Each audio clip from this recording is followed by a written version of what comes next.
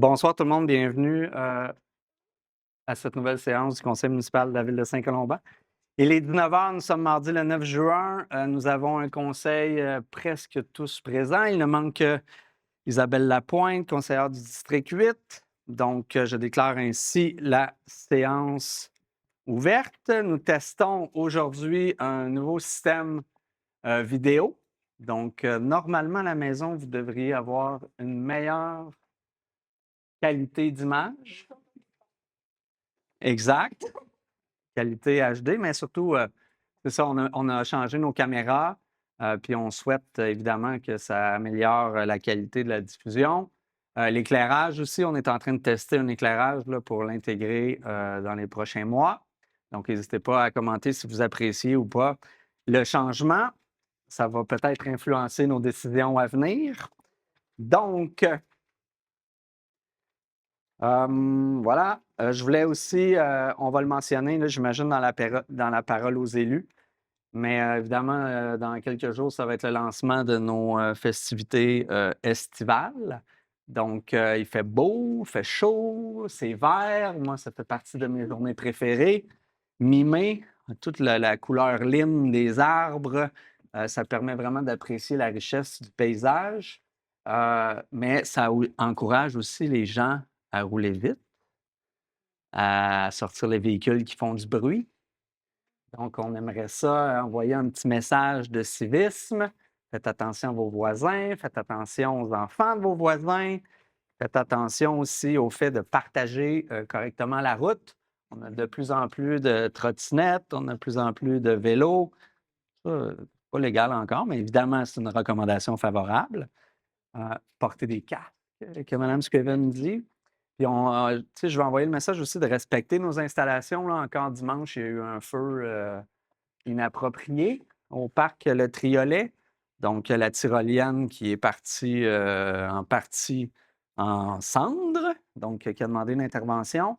On met beaucoup de temps à prendre soin de nos installations. C'est toujours dommage à chaque fois qu'il y a des gens, je ne ciblerai personne, qui ne prennent pas soin des infrastructures, qu'elles soient sportives ou récréatives dans nos parcs.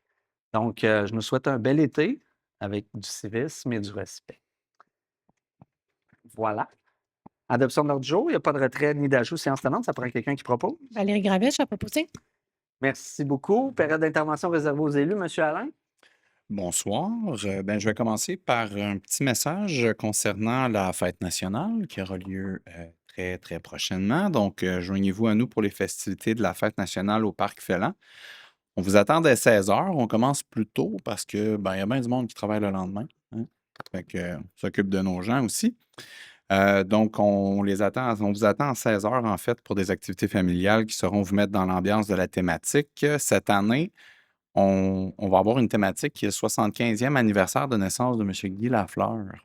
Donc, ça commence à 4 heures, donc 16 heures à 18 heures. Donc, venez profiter des activités pour toute la famille. Animation de hockey à la patinoire du Parc Félan, jeux ludiques, maquillage pour les enfants et encore plus.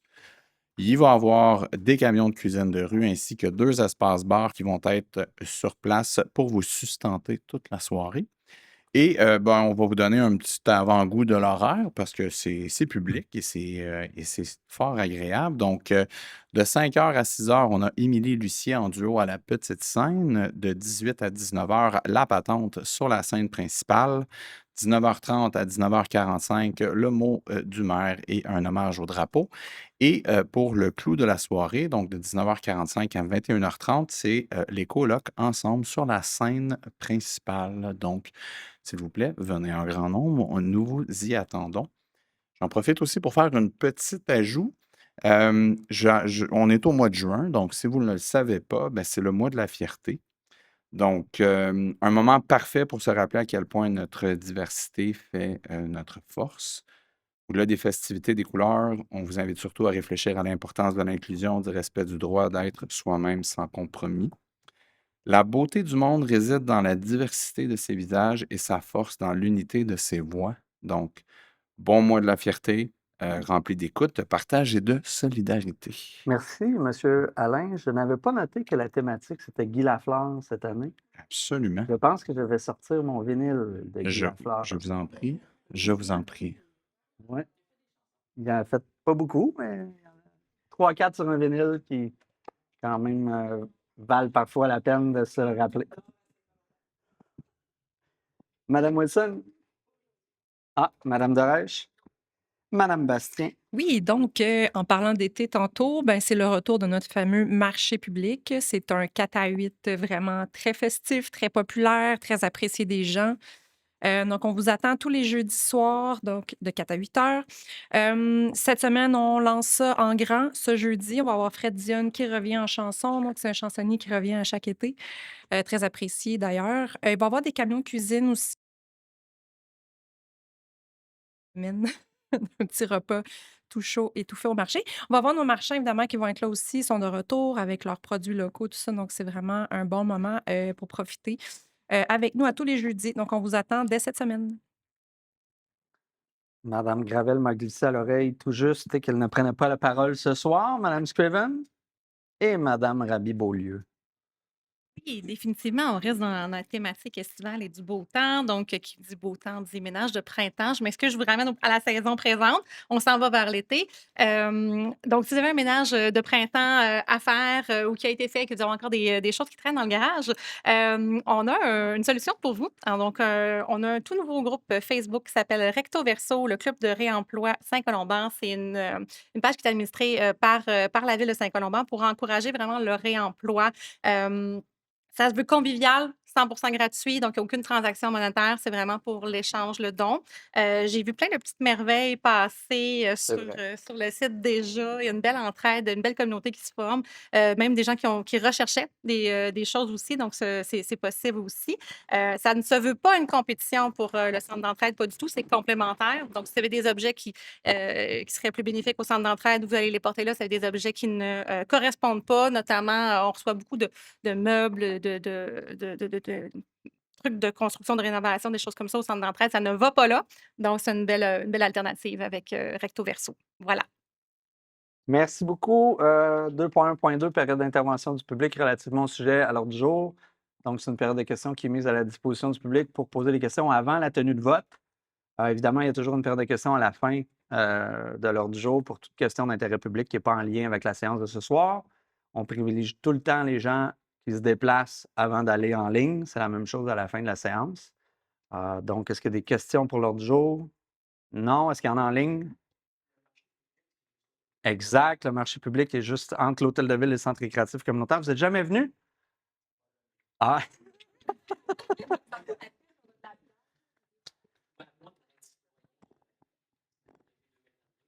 ouais. Merci. Merci beaucoup. Ah, si jamais vous avez des questions qui concernent l'ordre du jour, il faut juste se présenter au micro parce que les gens qui nous écoutent à la maison, ils ne vous entendent pas dans la salle. Fait que juste se déplacer ici, vous vous nommez au micro, ouais, simplement, puis vous posez votre question. Bonjour tout le monde, Jean-Marc Hamelin. Vous pouvez le baisser, oui. Merci. Oui, je voulais juste apporter un petit ajout à M. Alain, Louis-Philippe, concernant la fête nationale. Je suis membre du club Quad Les Montagnards du Nord et on a eu une rencontre cet après-midi téléphonique avec Charles et on va être là pour supporter l'équipe d'agents de Génial. surveillance. Je voulais vous le mentionner. On est déjà, moi, Daniel et Daniel, à travailler sur le nombre de candidats qu'on va planifier pour cette fête-là. Bonne nouvelle, mais c'était un peu le suivi de discussion qu'on avait eu pour le défilé de Noël. Vous Exactement. nous aviez sensibilisé à la possibilité d'élargir les services offerts par le club. Oui, M. le Président.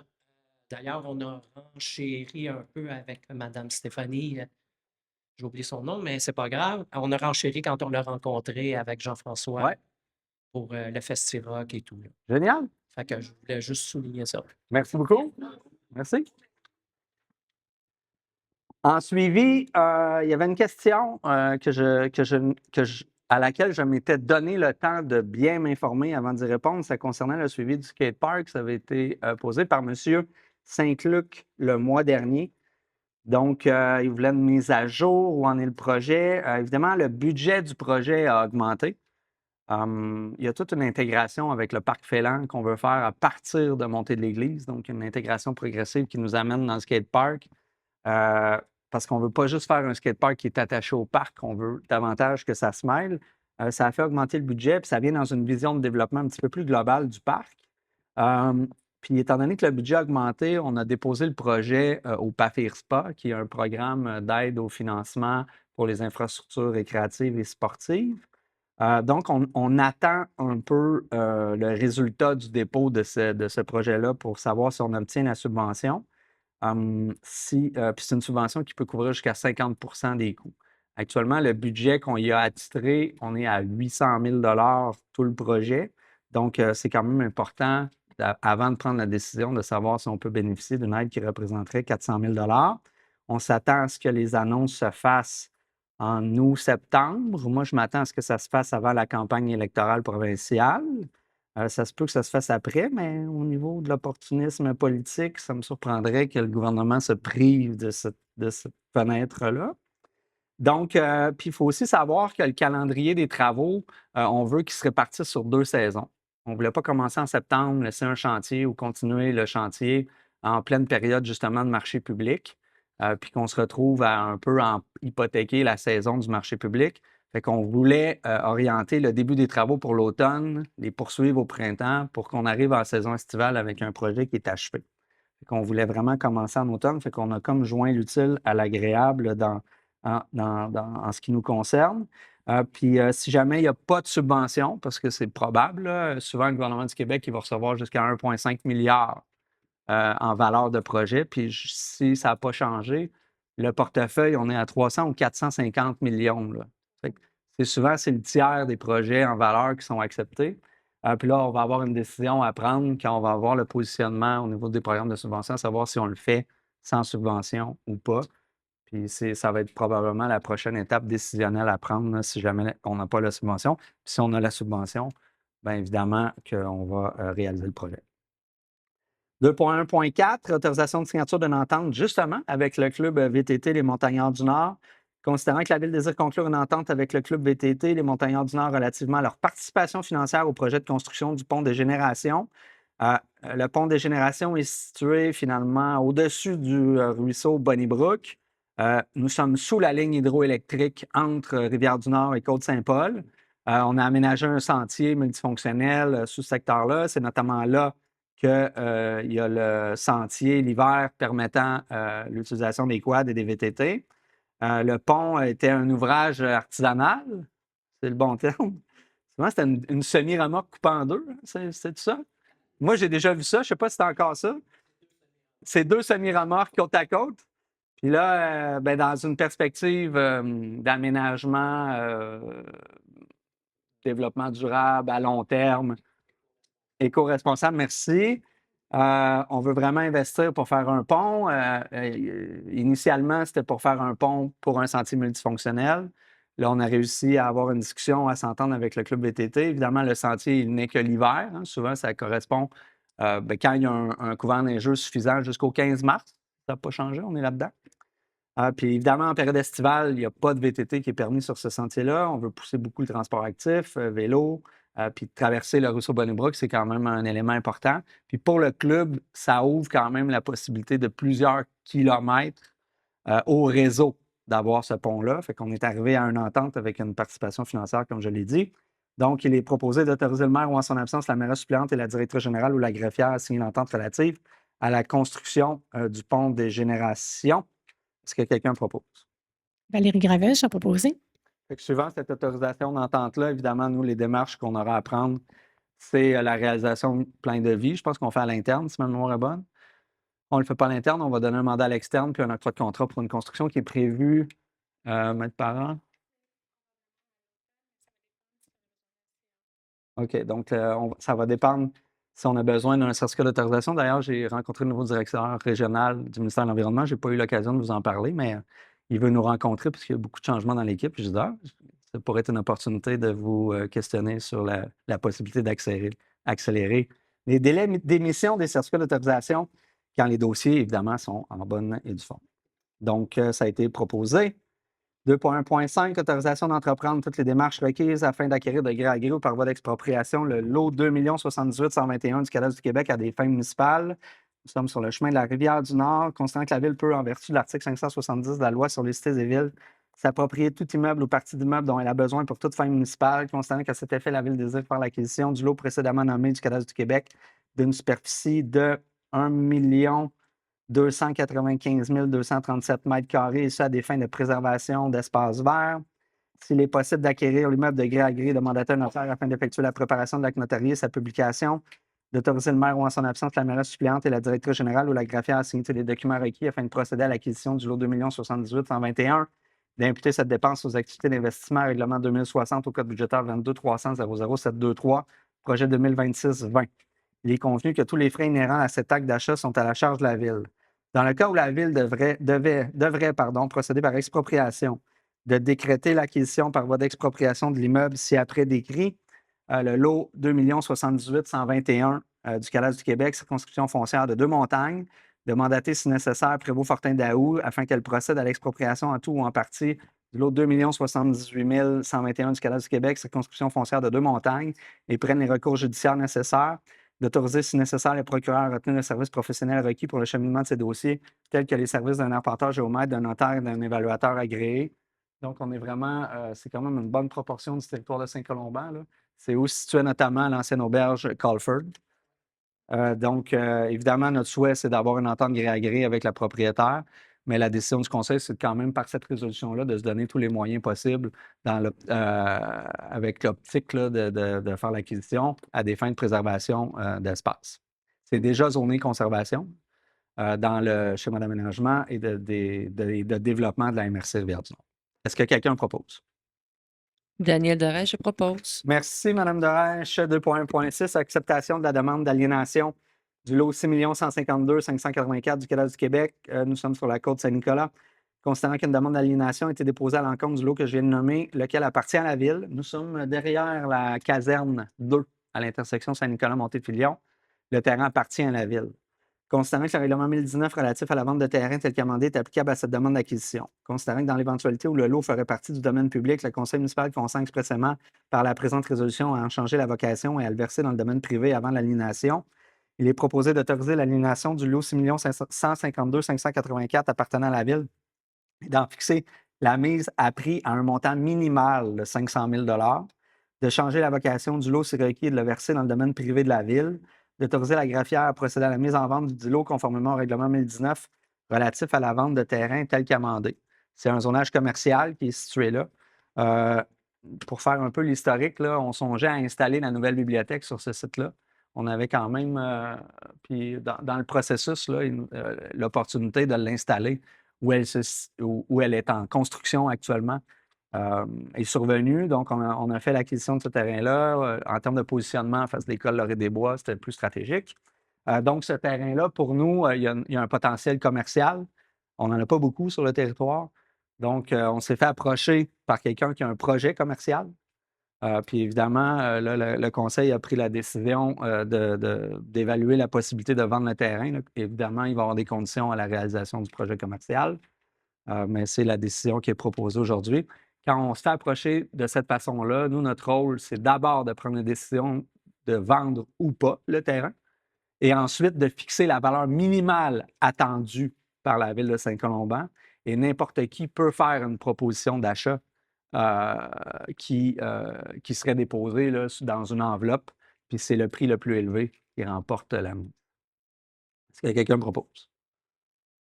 Daniel Doré, je propose. Merci, Mme Dorèche. 2.1.7, acceptation de la cession du lot 2 79 419 du cadastre du Québec. Donc, considérant que le propriétaire du lot précédemment nommé désire se céder le lot à la Ville pour bonne et valable considération, considérant qu'il est dans l'intérêt de la Ville de se porter acquéreur du lot ci-avant mentionné, il est proposé d'autoriser le maire ou en son absence la mairesse suppléante et la directrice générale ou en son absence la greffière à signer tous les documents requis à la cession du lot 2 79 419. Il est entendu que tous les frais inhérents à cet acte de cession sont aux frais de la Ville. Donc, on se trouve, si ma mémoire est bonne, est-ce que c'est le lac, c'est Caya? Ouais, on est au lac Noël. Donc, on a un secteur en partie qui est conservé. Si ma mémoire est bonne, c'est Conservation Nature Canada. Il y a beaucoup de terrains qui sont.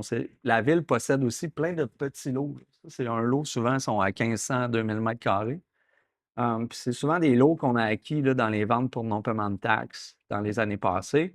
Là, dans le cas qui nous concerne, c'est quelqu'un qui veut le céder à la ville, donc qui n'habite pas au Québec, puis qui va se retrouver, qui est en succession, si ma mémoire est bonne, qui risque d'être en succession. Donc, cette personne-là a écrit à la ville pour demander si c'était notre intérêt d'en prendre possession. Évidemment, on ne dit pas non, on ne sait jamais qu'est-ce que l'avenir nous réserve. Puis dans le cas qui nous concerne, bien souvent, on va regarder si la ville possède des lots adjacents pour être capable, éventuellement, là, quand je dis éventuellement, là, ça peut être 5, 10, 20, 40 ans, de faire un regroupement, comme je l'ai dit, sachant pas qu'est-ce que l'avenir nous réserve. Fait que là, on est dans un cas comme ça. Peut-être dire pour le bénéfice des gens, quand on voit des lots fantômes là, qui ont été créés sur le territoire, même s'il n'y a pas de rue qui dessert ces secteurs-là, c'est beaucoup à l'époque de la construction de l'aéroport de Mirabel. Il y a eu beaucoup de spéculation territoriale où les gens achetaient souvent ces terrains-là après un voyage en hélicoptère avec un prospecteur là, qui disait justement ah, vous voyez, là, il va y avoir un aéroport international, la valeur de ces terrains-là, si vous l'achetez en 1970, va exploser 10, 20, 30, 40 ans plus tard. Eh bien, il avait tort. Ça ne vaut pas plus grand-chose aujourd'hui. Probablement qu'ils ont plus payé en valeur passée que ce que ça vaut aujourd'hui, parce que c'est beaucoup le fait que ce soit desservi par une rue qui donne la valeur à un terrain. Là, on est dans un secteur où il n'y a pas de rue développée. Donc, ça arrive là, la plupart du temps où ces terrains-là sont évalués en valeur municipale à plus ou moins 100 $. Donc, est-ce que quelqu'un propose? Christian Wilson, je vais proposer. Merci beaucoup. 2.1.8, consentement à la radiation de l'inscription du jugement numéro 717 0026 82 051 au registre foncier sur le lot 2 078 551 du cadastre du Québec. Constatant que le 4 juillet 2005, la Cour supérieure rend un jugement dans le dossier numéro 700, dans le jugement que je viens de nommer en vertu des articles 80 et 81 de la Loi sur la qualité de l'environnement. Considérant que le jugement précité est inscrit au registre foncier à l'encontre du lot 2 078 751, considérant qu'il n'y a pas d'intérêt pour la Ville de conserver cette inscription, il est proposé de consentir à la radiation de l'inscription au registre foncier sur le lot 2 078 551 du jugement que j'ai nommé rendu en faveur de la Ville, d'autoriser la greffière ou toute autre personne mandatée par cette dernière à signer tous les documents à cet effet. Les frais relatifs à la présente résolution sont à la charge du propriétaire de l'immeuble. Donc, on est à l'intersection de la rue du Lac-Légaré et Côte-Saint-Paul. Historiquement, c'est un terrain qui est adjacent au garage Clément-Sévigny, qui a longtemps déneigé le territoire de la ville de Saint-Colomban. Historiquement, ça a servi beaucoup à stocker de la ferraille. Fait qu'en 2005, à l'époque, la ville avait exigé une ordonnance pour nettoyer le terrain. Aujourd'hui, il y a une maison qui est construite là, puis l'ordonnance de garder le terrain propre, elle est rendue inapplicable. Les propriétaires traînent cette ordonnance-là. Donc, puis ça crée un obstacle dans la vente potentielle de la maison. Donc, on nous a demandé, ce qui est très rare d'ailleurs, là, qu'un jugement suive un lot, là, malgré les transactions. Donc, la demande, ça a été faite. La demande a été faite à la Ville, comme quoi si c'était possible de radier de radier cette inscription-là à la cause qu'on a acquiescé. Ben, ce qu'on vous propose d'acquiescer. Est-ce que quelqu'un le propose? Valérie Gravette, je vais proposer. Merci beaucoup. 2.1.9, demande d'exemption municipale pour la certification en arboriculture.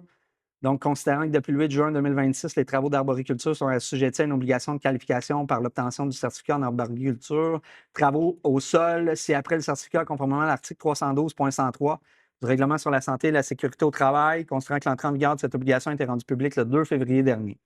Considérant que l'obtention du certificat repose soit sur un parcours d'apprentissage, soit sur un seuil de reconnaissance des heures de travail effectuées au cours des 5 dernières années. Considérant que le parcours d'apprentissage de 1000 heures exige l'accompagnement d'au moins une personne déjà certifiée afin d'assurer la conformité réglementaire. Considérant que pour atteindre le seuil de 4000 heures exigées sur 5 ans, une personne ne détenant pas de diplôme d'études professionnelles en élagage devrait cumuler l'équivalent d'au moins 15 heures de travaux par semaine, ce qui est difficile à réaliser dans plusieurs municipalités où les tâches d'arboriculture représentent un volume limité. Le seuil est fixé à 2000 heures pour une personne ayant un DEP en élagage. Considérant que plusieurs municipalités pourraient être en situation de non-conformité et donc contraintes de recourir à la sous-traitance ou procéder à des embauches supplémentaires.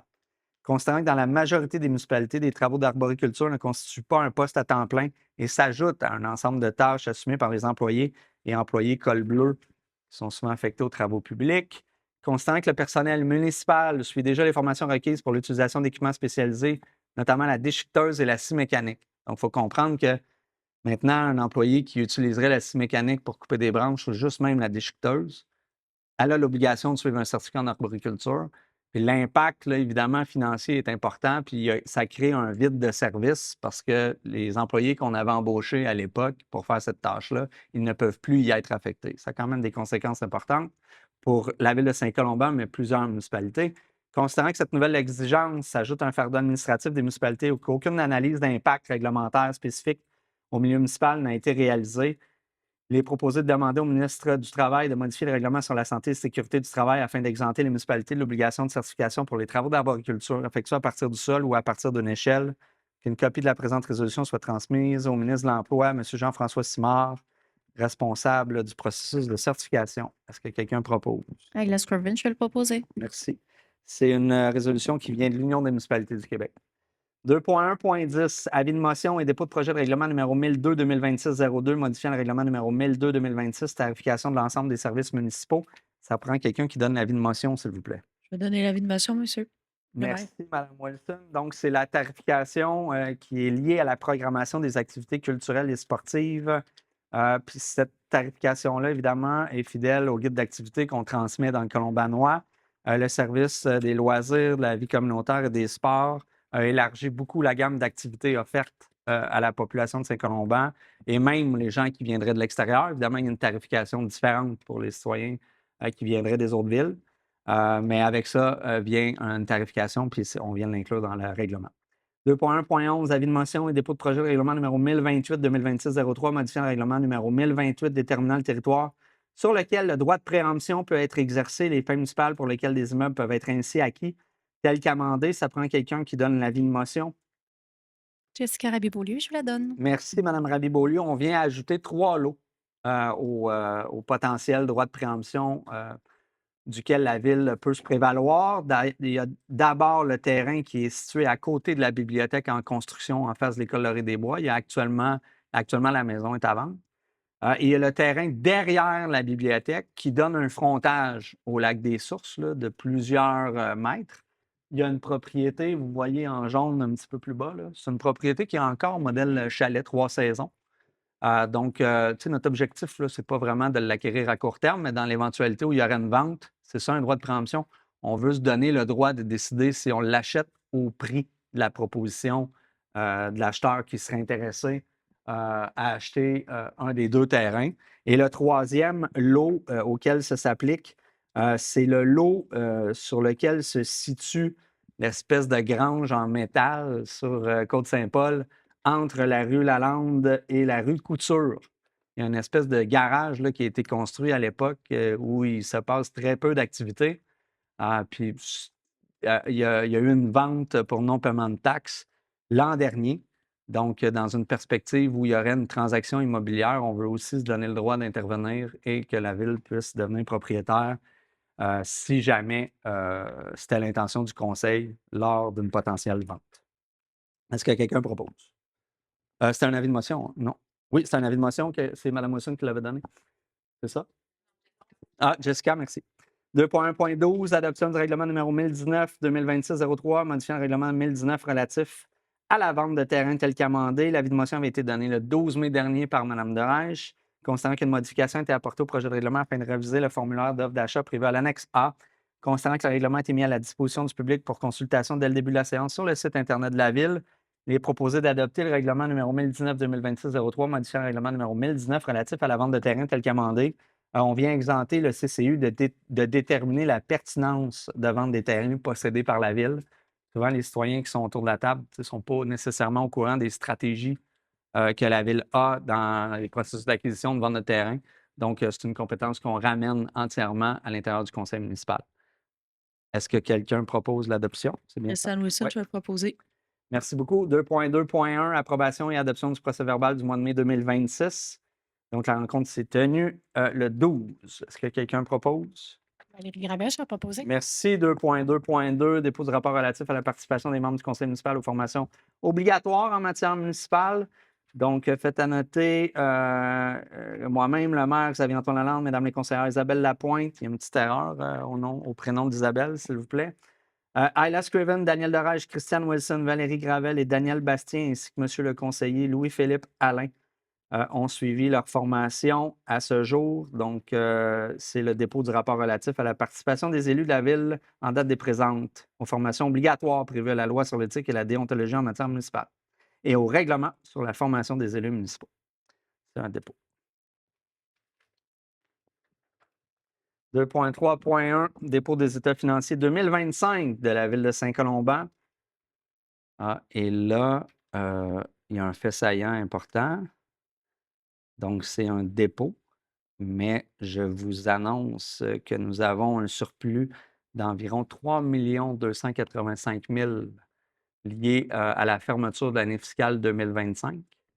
Principalement, il y a près de 2 millions, un petit peu plus que 2 millions, qui sont le résultat des droits de mutation mobilière plus élevés que ce qui avait été budgété. Donc, qui témoigne un peu de la santé financière ou de l'augmentation du montant des transactions des ventes de propriétés résidentielles sur le territoire de la Ville de Saint-Colomban. Il y a aussi une redevance au niveau des matières résiduelles qui a été plus importante que prévu. Donc, il y a eu un transfert de responsabilité auprès des coentreprises Québec. Et le montant, on ne pouvait pas le budgéter parce qu'on n'avait aucune indication. Fait que, si ma mémoire est bonne, on est près de 300 000 en termes de modification. Puis, fait à noter, là, notre résultat en termes de dépenses, là, on est à moins de 100 000, 150 000 en fonction de ce qui avait été projeté. Donc, on balance au niveau des dépenses.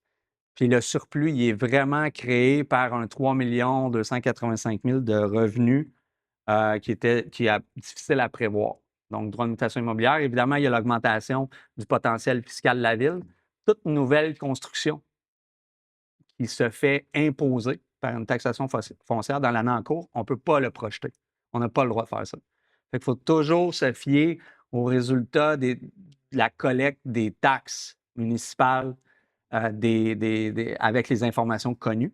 Puis toute nouvelle construction qui vient ajouter la taxation, bien évidemment, pour une ville qui est en développement, ça génère tout le temps un revenu supplémentaire qui excède le budget.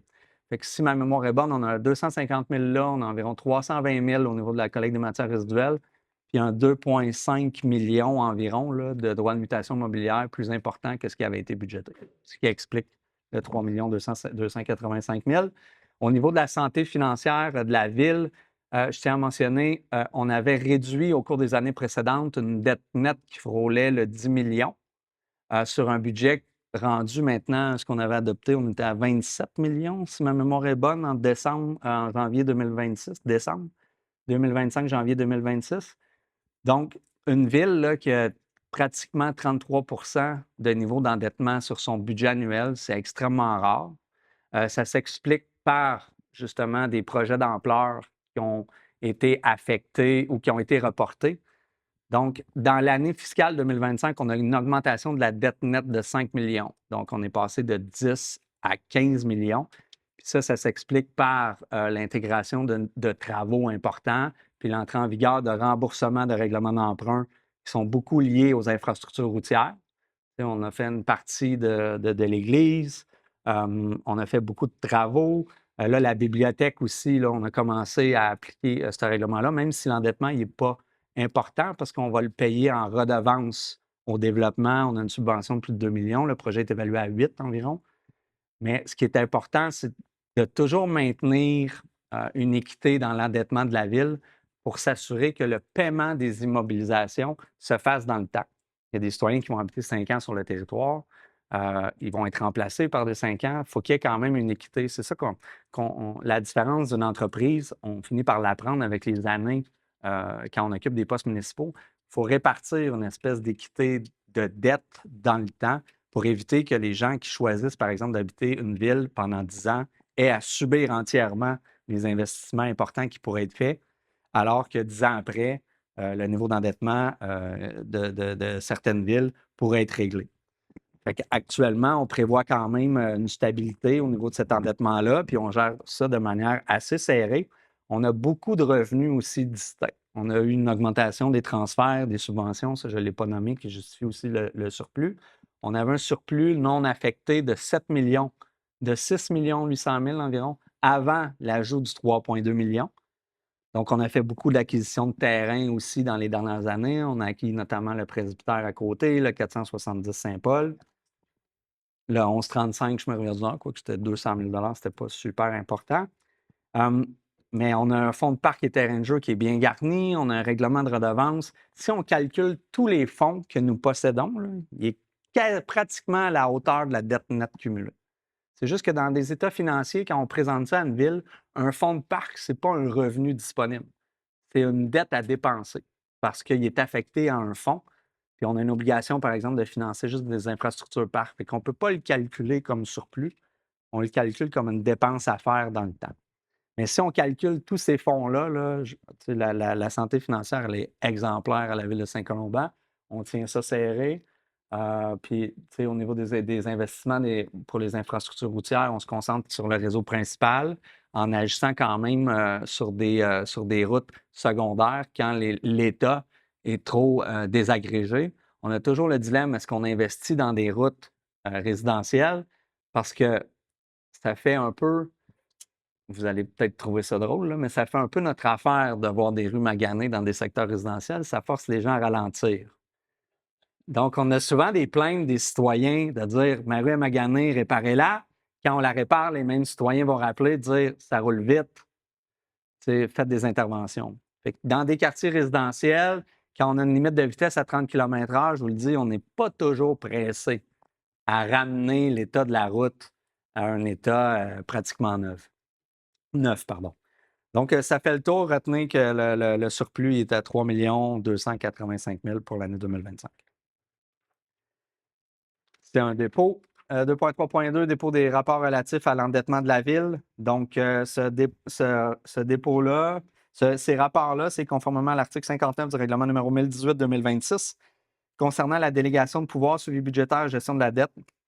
Abrogeant et remplaçant le règlement 1018-2025 tel qu'amendé, le trésorier dépose les rapports suivants. Le rapport d'évolution de l'endettement et du service de la dette de la ville au cours des 5 dernières années. Le rapport annuel présentant la somme des règlements d'emprunt autorisés, les refinancements et les nouveaux financements. C'est là que vous voyez la fluctuation du pourcentage de dette auquel je faisais référence tantôt. On a l'exemple, là. Puis dans les rapports, là, un endettement situé entre 100 et 200 là, c'est souvent jugé acceptable dans le monde municipal. Fait que 2021, on était à 91. Puis là, vous voyez la diminution auquel je faisais référence dans les années 2022, 2023, 2024. On était à 74, 78, 60 en 2024. Puis là, l'ajout finalement de règlement d'emprunt qui est stimulé par la réalisation de la restauration d'infrastructures, là, on est remonté à 100 Le 5 millions, vous le voyez. Là. Fait que, tu sais, en 2026, fait que là, on a toujours un rapport 5 ans comme ça qui nous permet de demeurer dans une braquette acceptable qui témoigne de la santé ou pas de la financière d'une ville. C'est un dépôt aussi. 2.3.2, pardon, dépôt des rapports relatifs. Oui, ça, je l'ai dit. Pardon, j'avais oublié de tourner la page. Dépôt de rapport des dépenses des paiements autorisés pour la période du 1er au 31 mai 2026. On est en 2.3.3. Donc, ça représente un montant de 2 422 966 et 9 sous. Ça fait référence au chèque numéro 44 888 à 45 034. 2.3.4, autorisation d'enchérir et d'acquérir des immeubles mis en vente pour défaut de paiement de taxes. Considérant que des immeubles situés sur le territoire de la ville sont mis en vente pour défaut de paiement de taxes municipales et ou scolaires et que la ville peut enchérir et acquérir des immeubles par l'entreprise du maire ou d'une autre personne. Considérant qu'il est dans l'intérêt de la ville de faire l'acquisition d'immeubles, considérant que la direction générale et les trésoriers ont identifié des immeubles d'intérêt, il est proposé d'autoriser le trésorier ou Mme Chantal Ménard à enchérir et le cas échéant acquérir au nom de la ville des immeubles mis en vente pour défaut de paiement de taxes selon le mandat préparé pour une somme globale maximale de 122 600 d'imputer cette dépense aux activités d'investissement financées par le surplus non affecté au code budgétaire 22 300 00 723, projet 2025-23, et que tout excédent non dépensé soit retourné au fonds d'origine, d'autoriser le maire ou en son absence la mairesse suppléante et la directrice générale ou la greffière à signer tous les documents requis afin de procéder au transfert de propriété de tout immeuble acquis à l'occasion de la vente précédemment mentionnée. Est-ce que quelqu'un propose? Valérie Gravèche a proposé. Merci. 2.3.5, autorisation de procéder à la correction d'un montant au compte de taxe 2025 relatif à une surconsommation d'eau. Considérant la demande reçue relativement à la facturation au compte de taxe municipale 2025 de l'immeuble situé au 105 rue des Hauts-Bois lié à une surconsommation d'eau. Considérant les informations soumises à l'analyse du dossier relativement à la défectuosité de l'appareil de mesure. Considérant qu'il y a lieu d'annuler la surconsommation d'eau facturée au compte de taxe 2025, il est proposé d'autoriser le trésorier ou, en son absence, la trésorière adjointe à apporter la correction telle que précédemment spécifiée relativement à la consommation d'eau et à émettre un compte de taxe municipale 2025 modifié pour le dit immeuble. Est-ce que quelqu'un propose? Ayla Scriven, je vais le proposer. Merci. 2.3.6, adoption du règlement d'emprunt numéro 2060 relatif à l'acquisition de terrain autorisant un emprunt de 2 millions de dollars nécessaires à cette fin. Considérant l'avis de motion et le projet de règlement déposé à la séance ordinaire du 12 mai 2026 par Mme la conseillère Ayla Scriven. Considérant qu'une copie de règlement a été mise à la disposition du public pour consultation dès le début de la séance sur le site Internet de la Ville, il est proposé d'adopter le règlement numéro 2060 relatif à l'acquisition de terrain autorisant un emprunt de 2 millions de dollars nécessaires à cette fin. Dans le règlement, c'est notamment là qu'on vient spécifier la période de ventilation du règlement, donc c'est sur 10 ans. Est-ce que quelqu'un propose? Ayla Scriven, je vais le proposer. Merci beaucoup. 2.4.1, dépôt du rapport des ressources humaines pour la période du 1er au 29 mai 2026. Madame Scriven? Oui, donc, conformément à l'article 38 du règlement numéro 10-18-2026 concernant la délégation de pouvoir, suivi budgétaire et gestion de la dette abrogeant et remplaçant le règlement 10-18-2020 tel qu'amendé, la directrice des ressources humaines dépose le rapport des ressources humaines couvrant la période du 1er au 29 mai 2026. Donc, nous avons 2 nominations, 2 embauches et 1 départ. Merci. 2.4.2, autorisation de signature de lettre d'entente avec le Syndicat canadien de la fonction publique, section locale 3795, relativement à diverses dispositions. Donc, on a 5 éléments qui font l'objet d'entente, notamment l'annexe D portant sur les vêtements de travail fournis par l'employeur, qui fait suite à l'octroi de contrat qu'on a donné. Historiquement, on payait 1 c'est ça, 1 du salaire finalement, puis on responsabilisait les employés à s'acheter eux-mêmes leurs propres vêtements. On a changé d'approche. Donc, c'est la ville qui va fournir les vêtements sous un principe de pointage. L'annexe D vient déterminer le pointage. Donc, chaque employé va se faire octroyer un nombre de points, puis il va avoir le choix de se procurer tel type de vêtements jusqu'au fait de dépenser tous ces points en fonction de ses besoins. L'annexe D vient spécifier ça. L'article 27 portant sur les frais de transport, de repas et d'allocation de vêtements, plus particulièrement le remboursement des frais d'utilisation de cellulaire pour les employés qui se font solliciter. La modification de description de fonction des postes de technicien à la taxation, technicien en génie civil et adjointe administrative au service des travaux publics. Donc, on est venu déterminer ou faire des modifications dans la description de tâches. La création du poste de journalier arboriculteur et la modification du poste journalier mondeur, qui fait un suivi sur la résolution précédemment votée. Et l'horaire de travail de Mme Marc-Claude Bergeron, technicienne juridique, donc qui est réduit à 3 jours semaine. Il y a un nombre d'heures affectées, là, je ne l'ai pas de mémoire. Il est proposé d'autoriser le maire ou en son absence la maire suppléante et la directrice générale ou en son absence la greffière à signer les lettres d'entente numéro 2026-03-04-05-06 et la lettre d'entente particulière avec le Syndicat canadien de la fonction publique, section locale 3795, relativement au sujet mentionné précédemment. Est-ce que quelqu'un propose? Ayla Scriven, je vais le proposer. Merci, Mme Scriven. 2.4.3, autorisation de signature d'une entente de transaction et quittance. Considérant l'entente intervenue relativement au rapport de la directrice du service des ressources humaines portant le numéro 160-15, il est proposé d'autoriser le maire ou en son absence la maire suppléante et la directrice générale ou la greffière à signer pour et au nom de la Ville de Saint-Colomban l'entente telle que soumise. La présente résolution ne peut en aucun cas constituer une renonciation au droit protégé par le secret professionnel ou toute autre clause de confidentialité, et ce, nonobstant les documents qui y sont allégués. Est-ce que quelqu'un propose? Je Daniel vais Derèche. le proposer. Merci, Mme Scriven. C'est moi qui tranche. 2.5.1, autorisation de signature d'entente de partenariat pour le tournoi de golf. Tournoi de golf qui aura lieu le 2 octobre, pardon. Oui, sinon il serait passé. C'était bien. Considérant que la Ville désire conclure des ententes de partenariat avec les entreprises suivantes relativement à la tenue du tournoi de golf, on parle d'Animaux Mirabel, les autobus Brunet, Dépanneur 343, Équipement récréatif Jean-Bette, Ma Création Écolo, Laurentide Expert Conseil, JLD Lagu, Jannick Piché, courtière immobilière et Jean Coutu. Considérant la politique 8027-2026-02 relative au partenariat, il est proposé d'autoriser le maire ou en son absence la maire suppléante et la directrice générale ou la greffière à signer des ententes relatives au partenariat avec les entreprises précédemment mentionnées pour le tournoi de golf, donc 2 octobre au golf La Chute. Puis ça va nous faire plaisir si jamais vous voulez offrir du temps bénévole Moi, des tournois de golf classiques, ça m'ennuie un peu. Fait que si vous avez des idées pour rendre les trous plus divertissants que le modèle classique, c'est bienvenu.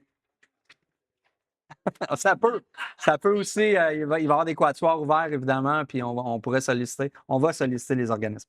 Est-ce que quelqu'un propose? Valérie Gravèche a proposé. Je veux aussi vous informer que c'est déjà en vente là, sur le site de boutique en ligne de la ville de Saint-Colomban.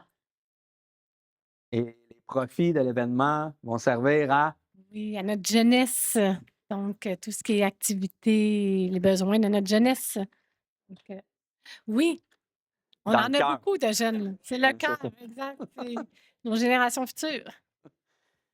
Ça avait été proposé. Merci. 2.5.2, autorisation de signature d'entente de partenariat avec le marché public. Considérant que la Ville désire conclure des ententes de partenariat avec les entreprises suivantes. Herman, brasserie artisanale située à Prévost, brasserie Sir John située à La Chute et la brasserie Ayawan. Là, je me suis embarqué dans un exercice qui me force à savoir où est située la brasserie Ayawan et je ne le sais pas. Je demande votre curiosité. S'il vous plaît. Donc, avec ces trois entreprises-là, corrigez-moi, Mme Sénécal, si je m'égare, mais il va y avoir une édition du marché public où on veut pousser là, la dégustation. Valmorin, excellent, merci. Donc, Ayawan à Valmorin. Donc, il va y avoir une édition du marché public où on veut vraiment amener un principe de dégustation de bière, puis là, les collaborations avec les différentes microbrasseries des Laurentides et sollicitées pour justement se créer une petite édition du marché brassicole. Donc, il est proposé d'autoriser le maire ou en son absence la maire suppléante et la directrice générale ou la greffière à signer des ententes relatives au partenariat avec les entreprises précédemment citées pour le marché public. Est-ce que quelqu'un propose? Louis-Philippe Alain, je vais proposer. Ah, bien sûr, un homme. C'est ça, en plus. Merci, M. Alain. 2.5.3, ajout de fonctionnalité au site Web. Considérant que la Ville désire ajouter un module de permis en ligne sur le portail citoyen et ajouter un module dédié aux activités de loisirs sur le site Web. Considérant la recommandation de la directrice du service des communications, il est proposé d'octroyer 2 contrats à l'entreprise Blanco au coût total de 7 925 excluant les taxes applicables et ce conformément à leur offre de prix datée du 27 mars 2026 et du 25 mai 2026, d'imputer cette dépense aux activités de fonctionnement surplus non affecté au code budgétaire 02 170 00 419 et que tout excédent non dépensé soit retourné au fonds d'origine. Donc, on était quand même sensibilisés au cours des derniers mois. Il y a des délais importants dus au nombre de demandes qui sont envoyées au service d'urbanisme. Il y a quand même des innovations actuellement qui se font, notamment grâce à l'intelligence artificielle, sur la capacité des villes à émettre des permis en ligne. Donc, évidemment, on va explorer ça avec Blanco. Le gain à court et moyen terme pour la Ville de Saint-Colomban, c'est de réduire les délais, d'augmenter l'efficacité, puis de travailler en collaboration avec les citoyens sur des demandes évidemment simples. Tu sais, quand on fait des demandes de permis qui se résument bien, on ne parle pas d'agrandissement de maison ou d'acceptation de plans qui sont liés à des maisons, mais on a beaucoup d'émissions de permis, même s'ils sont gratuits pour bon nombre d'entre eux, ça demande quand même un permis. Fait que, tu sais, si on est capable d'alléger la tâche de nos inspecteurs puis de faciliter les démarches auprès des citoyens, on va le faire. Donc, ça, c'est pour les permis en ligne. Puis, les activités de loisirs sur le site Web, on a beaucoup. Comment il s'appelle le logiciel? Activitech? C'est ça? On a quand même des soucis à chaque année au niveau d'inscription au camp de jour. Puis, on va regarder un nouveau système pour faciliter l'inscription aux activités qui est en lien aussi avec l'augmentation de l'offre et du type d'activité qu'on veut offrir à la Ville de Saint-Colomban. Est-ce que quelqu'un propose? Louis-Philippe Alain, je propose. Merci, M. Alain. 2.5.4, octroi de contrat, remplacement de 2 enseignes d'entrée de ville qui ont été endommagées les 2 par des accidents ou des manœuvres de voitures extravagantes. Surtout Saint-Rémy, Rivière-du-Nord. Considérant que la Ville désire procéder au remplacement de 2 enseignes d'entrée de ville endommagées, considérant la recommandation de la directrice du service des communications, elle propose d'octroyer le contrat à l'entreprise des enseignes Perfection au coût de 20 600 excluant les taxes applicables, et ce, conformément à leur offre de prix datée du 20 mai 2026, d'imputer cette dépense aux activités de fonctionnement surplus non affectées au code budgétaire 02 170 06 340 et que tout excédent non dépensé soit retourné au fonds de régime, il y a la moitié de ce montant-là qui va être compensé par les assurances d'un ou une automobiliste qui a endommagé l'entrée de ville sur montée Saint-Nicolas. Est-ce que quelqu'un propose? Valérie Gravel, je vais proposer. Merci beaucoup. C'est bien ça, Mme Sénécal? Oui. 3.1, dépôt du procès-verbal du comité consultatif d'urbanisme du mois de mai. La rencontre s'est tenue le 19. C'est un dépôt. Ça nous amène au point 3.2, dérogation mineure 15 chemin Huot. Mme Wilson. Donc, dérogation mineure 15 chemin Huot, considérant la demande de dérogation mineure numéro 2026-20-128 relativement à l'immeuble suivant, identification du site concerné, matricule 6070-02-0501, cadastre 2 988 631, adresse 15 chemin Huot. Considérant que la demande de dérogation mineure vise à permettre un empiètement de 0,24 m dans la marge latérale droite par une véranda construite qui mènerait la dite marge à 4,76 m au lieu du minimum requis de 5 m, le tout tel que démontré au plan accompagnant la dérogation mineure préparé par Gabriel Lapointe, arpenteur géomètre, dossier 12-606, minute 64-61, en date du 17 décembre 2025. Considérant que cette demande est assujettie au règlement numéro 3014 relatif aux dérogations mineures, considérant la recommandation favorable du comité consultatif d'urbanisme du 19 mai 2026 concernant la demande de dérogation mineure, considérant que l'autorisation de cette demande ne porte pas atteinte à la jouissance par les propriétaires des immeubles voisins de leurs droits de propriété et n'a pas pour effet d'aggraver les risques en matière de sécurité ou de santé publique ou de porter atteinte à la qualité de l'environnement ou au bien-être général. Considérant l'avis publié et affiché le 13 mai 2026 sur le site Internet de la Ville annonçant la demande de la dite dérogation mineure, considérant que la parole est donnée aux personnes présentes dans l'Assemblée. Est-ce qu'il y a des questions qui sont spécifiques à ce point-là? Non? En conséquence, il est dûment proposé d'approuver la demande de dérogation mineure 2026-20-128 telle que recommandée, d'autoriser le service d'aménagement, environnement et urbanisme à émettre les permis à cet effet. Est-ce que quelqu'un propose? Je vais le proposer. Merci, Mme Wilson. 3.3, approbation d'un plan de projet de rénovation conformément au règlement numéro 3016, tel qu'amendé concernant les plans d'implantation et d'intégration architecturale 100 rue du Village. Je continue? Oui, s'il vous plaît. Donc, considérant que la demande de plan d'implantation et d'intégration architecturale PIIA 2026-20-150 vise à permettre la délivrance d'un permis de rénovation pour le remplacement de la toiture du bâtiment accessoire de la ville situé au 100 rue du Village. Considérant que cette demande est assujettie au règlement numéro 3016 tel qu'amendé concernant les PIIA, considérant la recommandation 9 mai 2026, considérant que la couleur choisie pour le revêtement de toiture de la remise est harmonisée à celle du bâtiment principal, en conséquence, il est dûment proposé d'accepter la demande de PIA 2026-20-150 concernant le remplacement du revêtement du toit du cabanon situé au 100 rue du Village par un bardeau de couleur brune bois de rivage de la marque Ico Dynasty, le tout tel que démontré sur le document de présentation du produit joint à la demande, d'autoriser le service d'aménagement, environnement et urbanisme à émettre les permis à cet effet. Est-ce que quelqu'un propose le bois de rivage? Je vais proposer le bois de rivage. Merci beaucoup, Mme Wilson. 3.4, autorisation de signature, addenda numéro 2 au protocole d'entente PE 2020 DEM 01. Nous sommes sur la rue des Générations. Considérant qu'au terme des résolutions 233-7-2020, 415-12-2025, le Conseil a autorisé la signature d'un protocole d'entente relativement au développement domiciliaire sur la rue des Générations ainsi qu'un addenda à celui-ci. Considérant qu'il y a lieu de procéder à la signature d'un second addenda au protocole d'entente afin de modifier les exigences relatives au marquage de la chaussée, il est proposé d'autoriser le maire ou en son absence la maire suppléante et la directrice du service de l'aménagement, environnement et urbanisme ou en son absence la directrice générale à signer l'addenda 2 au protocole d'entente que j'ai nommé.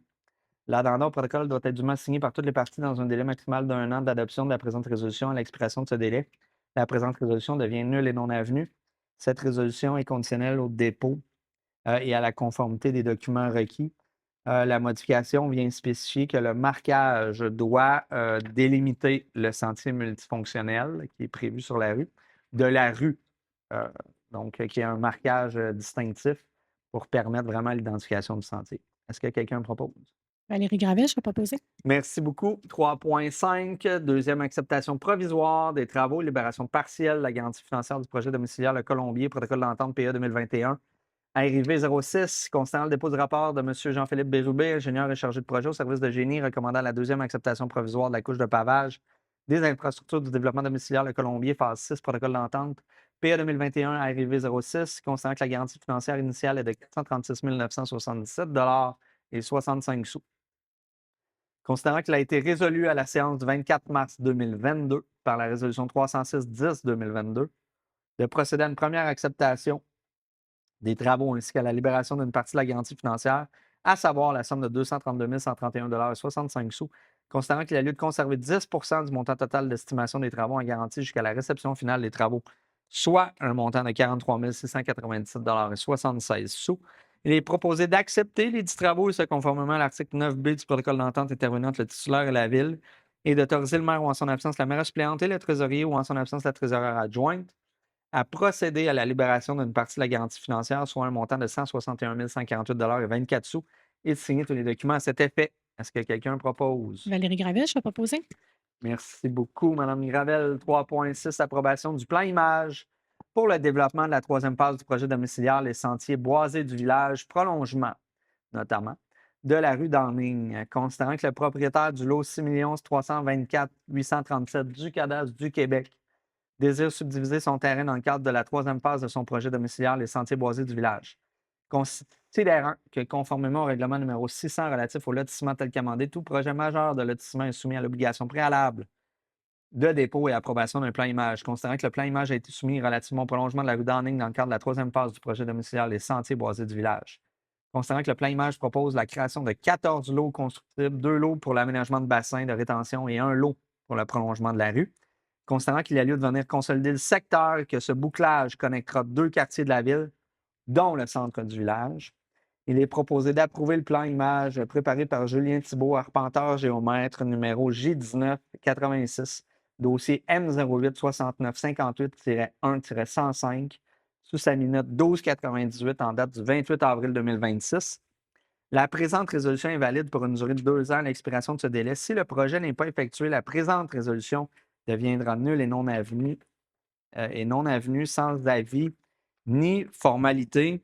Je pense que l'année 2026 va voir se concrétiser 2 choses qui étaient chères à nos yeux et qui traînaient dans le temps, c'est-à-dire des opportunités parallèles à montée de l'Église, près de montée de l'Église, qui vont permettre de relier pratiquement, oui, dans ce cas-ci, Rivière-du-Nord à Curé-Presso, Des-Aux-Bois, et Des-Aux-Bois. C'est important parce que pour ceux qui ont vécu les détours quand il y avait des travaux sur montée de l'Église, un des travaux, c'était d'aller chercher la rue du Sanctuaire, qui est un immense détour quand on y pense. Là, cette année, avec l'acceptation de ce plan image-là, l'opportunité qui nous est offerte, c'est par Rivière-du-Nord, il y a l'opportunité de prendre la rue de John Ryan, Patriote-Boisé, de rouler jusqu'à Desjardins.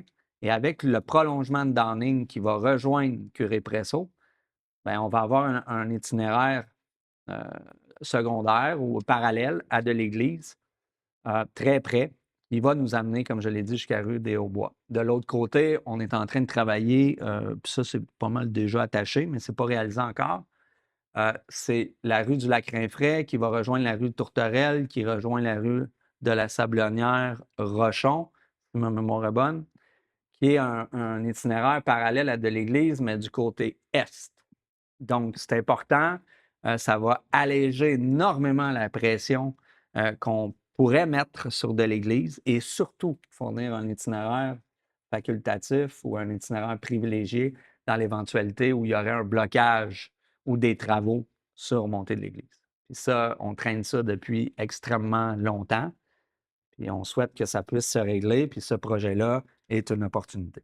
Est-ce que quelqu'un propose? Jessica Rabier-Beaulieu, je vous le propose. Et si vous me permettez d'ajouter, par la rue des Hauts-Bois, il y a une passerelle qui amène sur la rue des Sportifs et par l'arrière, on peut se rendre jusqu'au CRC, jusqu'au Centre récréatif communautaire. Exact, en transport actif. Voilà, exact. Merci. Donc, merci, Mme Raby-Beaulieu. En 3.7, qui est lié au point 3.6, à chaque fois qu'on se fait déposer un plan image, on a l'opportunité de déterminer la contribution fin de parc, terrain de jeu et espace naturel, demande de permis de lotissement numéro 2026 10-014, pardon, phase 3 du projet domiciliaire, les sentiers boisés du village, prolongement de la rue Darning. Peut-être ramener l'image, Mme Sénécal. Donc, derrière moi, vous avez le plan image qui est en orange. C'est ce que le conseil souhaite obtenir en frais de parc. L'opportunité dans ce projet-ci, c'est une des dernières opportunités de l'eau non développée qui nous permet de faire l'acquisition de plus d'un terrain pour éventuellement, puis on n'a pas de projet à court terme, mais c'est important de faire l'acquisition de grands terrains qui permettraient la possibilité de déterminer ou de construire ou d'installer des infrastructures sportives qui sont plus importantes qu'un parc de quartier. Donc, c'est la décision qu'on vient prendre ici en ciblant le lot 107, 108, 109 et l'arrière-lot. Si vous êtes au sud du terrain 108, 109, c'est déjà un territoire qui est en zone de conservation. Donc, on vient finalement prendre ces espaces-là en fond de parc. On vient les attacher déjà à une zone de conservation qui existe beaucoup par la présence d'un milieu humide. Donc, on vient vraiment structurer un espace de plus grande ampleur qui est à la fois le milieu humide qui est milieu naturel, mais aussi c'est de venir se donner 13, 17, on est à peu près à 21 000 mètres carrés d'espace réservé pour éventuellement développer un projet de parc, mais qui permettrait aussi l'installation d'une infrastructure de plus grande ampleur, comme je l'ai dit, que d'un parc de quartier. La Ville de Saint-Colomban ne possède pas beaucoup de terrain qui permettrait, par exemple, puis là, ce n'est pas les projets prévus, là, mais une patinoire de grande ampleur, un terrain de soccer, un autre terrain de soccer, c'est important d'avoir ça dans son portefeuille d'actifs à l'intérieur d'une ville, puis on ne pouvait pas manquer cette opportunité-là. Donc, considérant que le propriétaire du lot 6 324 837 du Canal du Québec désire diviser son terrain dans le cadre de la troisième phase de son projet domiciliaire, tel qu'il apparaît du plan projet de lotissement préparé par Julien Thibault, arpenteur géomètre, numéro J1986, dossier M08 69 58 105 sous sa minute 1298 en date du 28 avril 2026. Considérant que cette opération cadastrale est assujettie à la contribution fin de parc, terrain de jeu et espace naturel prévu au règlement de lotissement numéro 600 tel qu'amendé. Considérant que le règlement précité prévoit à son article 24 que le conseil municipal peut exiger du propriétaire qu'il s'engage à céder gratuitement à la ville un terrain équivalent à 10 de la superficie du terrain visé par l'opération cadastrale ou à verser une somme équivalente à 10 de la valeur due ou des terrains créés par l'opération cadastrale ou une combinaison des deux sans excéder 10 Considérant que le règlement précité prévoit à son article 24.3 que lorsque le terrain est localisé dans un secteur central identifié à son annexe A et qu'il constitue en tout ou en partie un espace vert qui convient à l'établissement ou à l'agrandissement d'un parc ou un maintien d'un espace naturel, le propriétaire doit également s'engager à céder gratuitement à la ville pour des fins d'espace vert une partie de terrain correspondant à 10 de la superficie totale du terrain faisant l'objet de l'opération cadastrale. Considérant que la localisation du terrain cédé est déterminée par le conseil municipal et que ce pourcentage relatif aux espaces verts s'ajoute à la contribution exigée à l'article 24, considérant que le lot 6 324 837 visé par la demande de lotissement est situé dans un secteur central, considérant que le projet domiciliaire comprend également un espace résiduel vacant d'une dimension de 73 102,5 mètres carrés, grevé d'une servitude de non-construction et se trouvant dans une zone de conservation dont le propriétaire désire se départir. Il est proposé d'exiger que la contribution à titre de fin de parc, terrain de jeu et espace naturel exigible dans le cadre du permis de lotissement numéro 2026 10-014 soit acquittée en terrain et en argent selon la combinaison suivante. Une contribution en terrain pour une superficie totale de 23 767,5 m², soit les lots identifiés au plan projet de lotissement 107, 108, 109 représentant 15,36 de la valeur exigible. Une contribution en argent pour la balance résiduelle représentant 4,64 de la valeur exigible. Le taux établi conformément à la réglementation applicable. Il est proposé d'accepter la cession d'une superficie résiduelle additionnelle d'une dimension de 73 102,5 m² grevée d'une servitude de non-construction et se trouvant dans une zone de conservation. Donc, c'est vraiment derrière les lots que je mentionnais un petit peu plus tôt. Le résidu de l'opération cadastrale est cédé de façon indépendante en contrepartie de l'émission d'un reçu fiscal et cette cession ne sera en aucun cas être assimilée à une cession de terrain aux fins de parc, terrain de jeu et espace naturel en vertu de l'article 24. Le fait que c'est en conservation, c'était une exigence à l'époque du ministère de l'Environnement. Le règlement était fait différemment qu'aujourd'hui. Donc, si on voulait développer un projet, il fallait s'engager à donner en compensation pour conservation un espace, ce qui avait été fait dans le passé. Donc, le propriétaire ici a proposé à la ville qu'au lieu de demeurer propriétaire, il le cède à la ville. Fait que nous, on le jumelle finalement aux espaces auxquels j'ai fait mention pour en faire un espace public, naturel, pour cette section-là, plus grand. Est-ce que quelqu'un propose? Jessica Rabier-Beaulieu, je vous le propose. Merci beaucoup. 3.8, contribution fin de parc, terrain de jeu et espace naturel. Demande le permis de lotissement numéro 2026-10-009. Création des lots projetés 6 732 148 et 6 732 149 du cadastre du Québec. 191 chemin de la Rivière-du-Nord. Nous sommes un petit peu à l'ouest de la rue des Faucons. Considérant que le propriétaire du lot 1 673 039 du cadastre du Québec a déposé la demande de permis de lotissement numéro 2026-10-009 afin de procéder à la création des lots précédemment nommés, tel qu'il apparaît du plan cadastral parcellaire préparé par Sylvain Thieu, arpenteur géomètre en date du 16 avril 2026 sous la minute 3962, dossier 7670. Considérant que cette opération cadastrale est assujettie à la contribution aux fins de parc, terrain de jeu et espace naturel prévu au règlement de lotissement numéro 600. Considérant que le règlement précité prévoit à son article 24 que le conseil municipal peut exiger du propriétaire qu'il s'engage à céder gratuitement à la ville un terrain équivalent à 10 c'est le même article que la résolution précédente. Considérant que jusqu'à 10 du terrain peut être cédé, soit une superficie de 3 167,95 mètres carrés. Considérant que la contribution pour fin de parc, terrain de jeu et espace naturel a déjà été acquittée antérieurement pour une opération cadastrale sur le lot 1 673 39 et que par conséquent, seule la création du nouveau lot 6 732 548 non construite assujettie à une nouvelle contribution.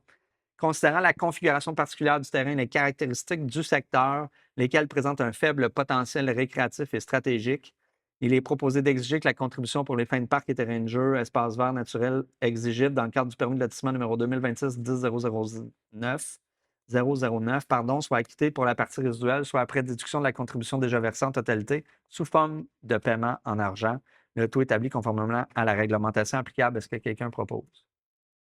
Jessica Rabier-Beaulieu, je vous le propose. Merci beaucoup. 3.9, c'est le même type de résolution. Toutefois, on se retrouve au 466 Côte-Saint-Patrick, donc à l'ouest de Montée-de-l'Église. C'est exactement la même résolution. Je vais vous simplement lire ce qui est proposé. Donc, il est proposé d'exiger que la contribution à titre de fin de parc, terrain de jeu et espace naturel exigible dans le cadre de la demande de permis de lotissement numéro 2024-10-005 soit acquittée en totalité sous forme de paiement en argent. Et le 10 représentait 2705,47 mètres carrés. Donc, ça veut dire que le lot en question représentait une dimension de 27 054,70 mètres carrés. Est-ce que quelqu'un propose? Daniel Doré, je propose. Merci, Mme Delage. 4.1.1, octroi de contrat service professionnel pour la réalisation d'études géotechniques et de caractérisation environnementale pour différents projets de la ville de Saint-Colomban. Donc, considérant que la ville a procédé à un appel d'offres public pour des services professionnels pour la réalisation d'études géotechniques et de caractérisation environnementale pour différents projets, considérant le résultat de l'ouverture des soumissions du 25 mai 2026, on a reçu 5 soumissions, Génie Innovation, Artelia Canada, Solmatec, Laboratoire GS, le groupe Jesfar, Poirier, Pinchin Incorporé.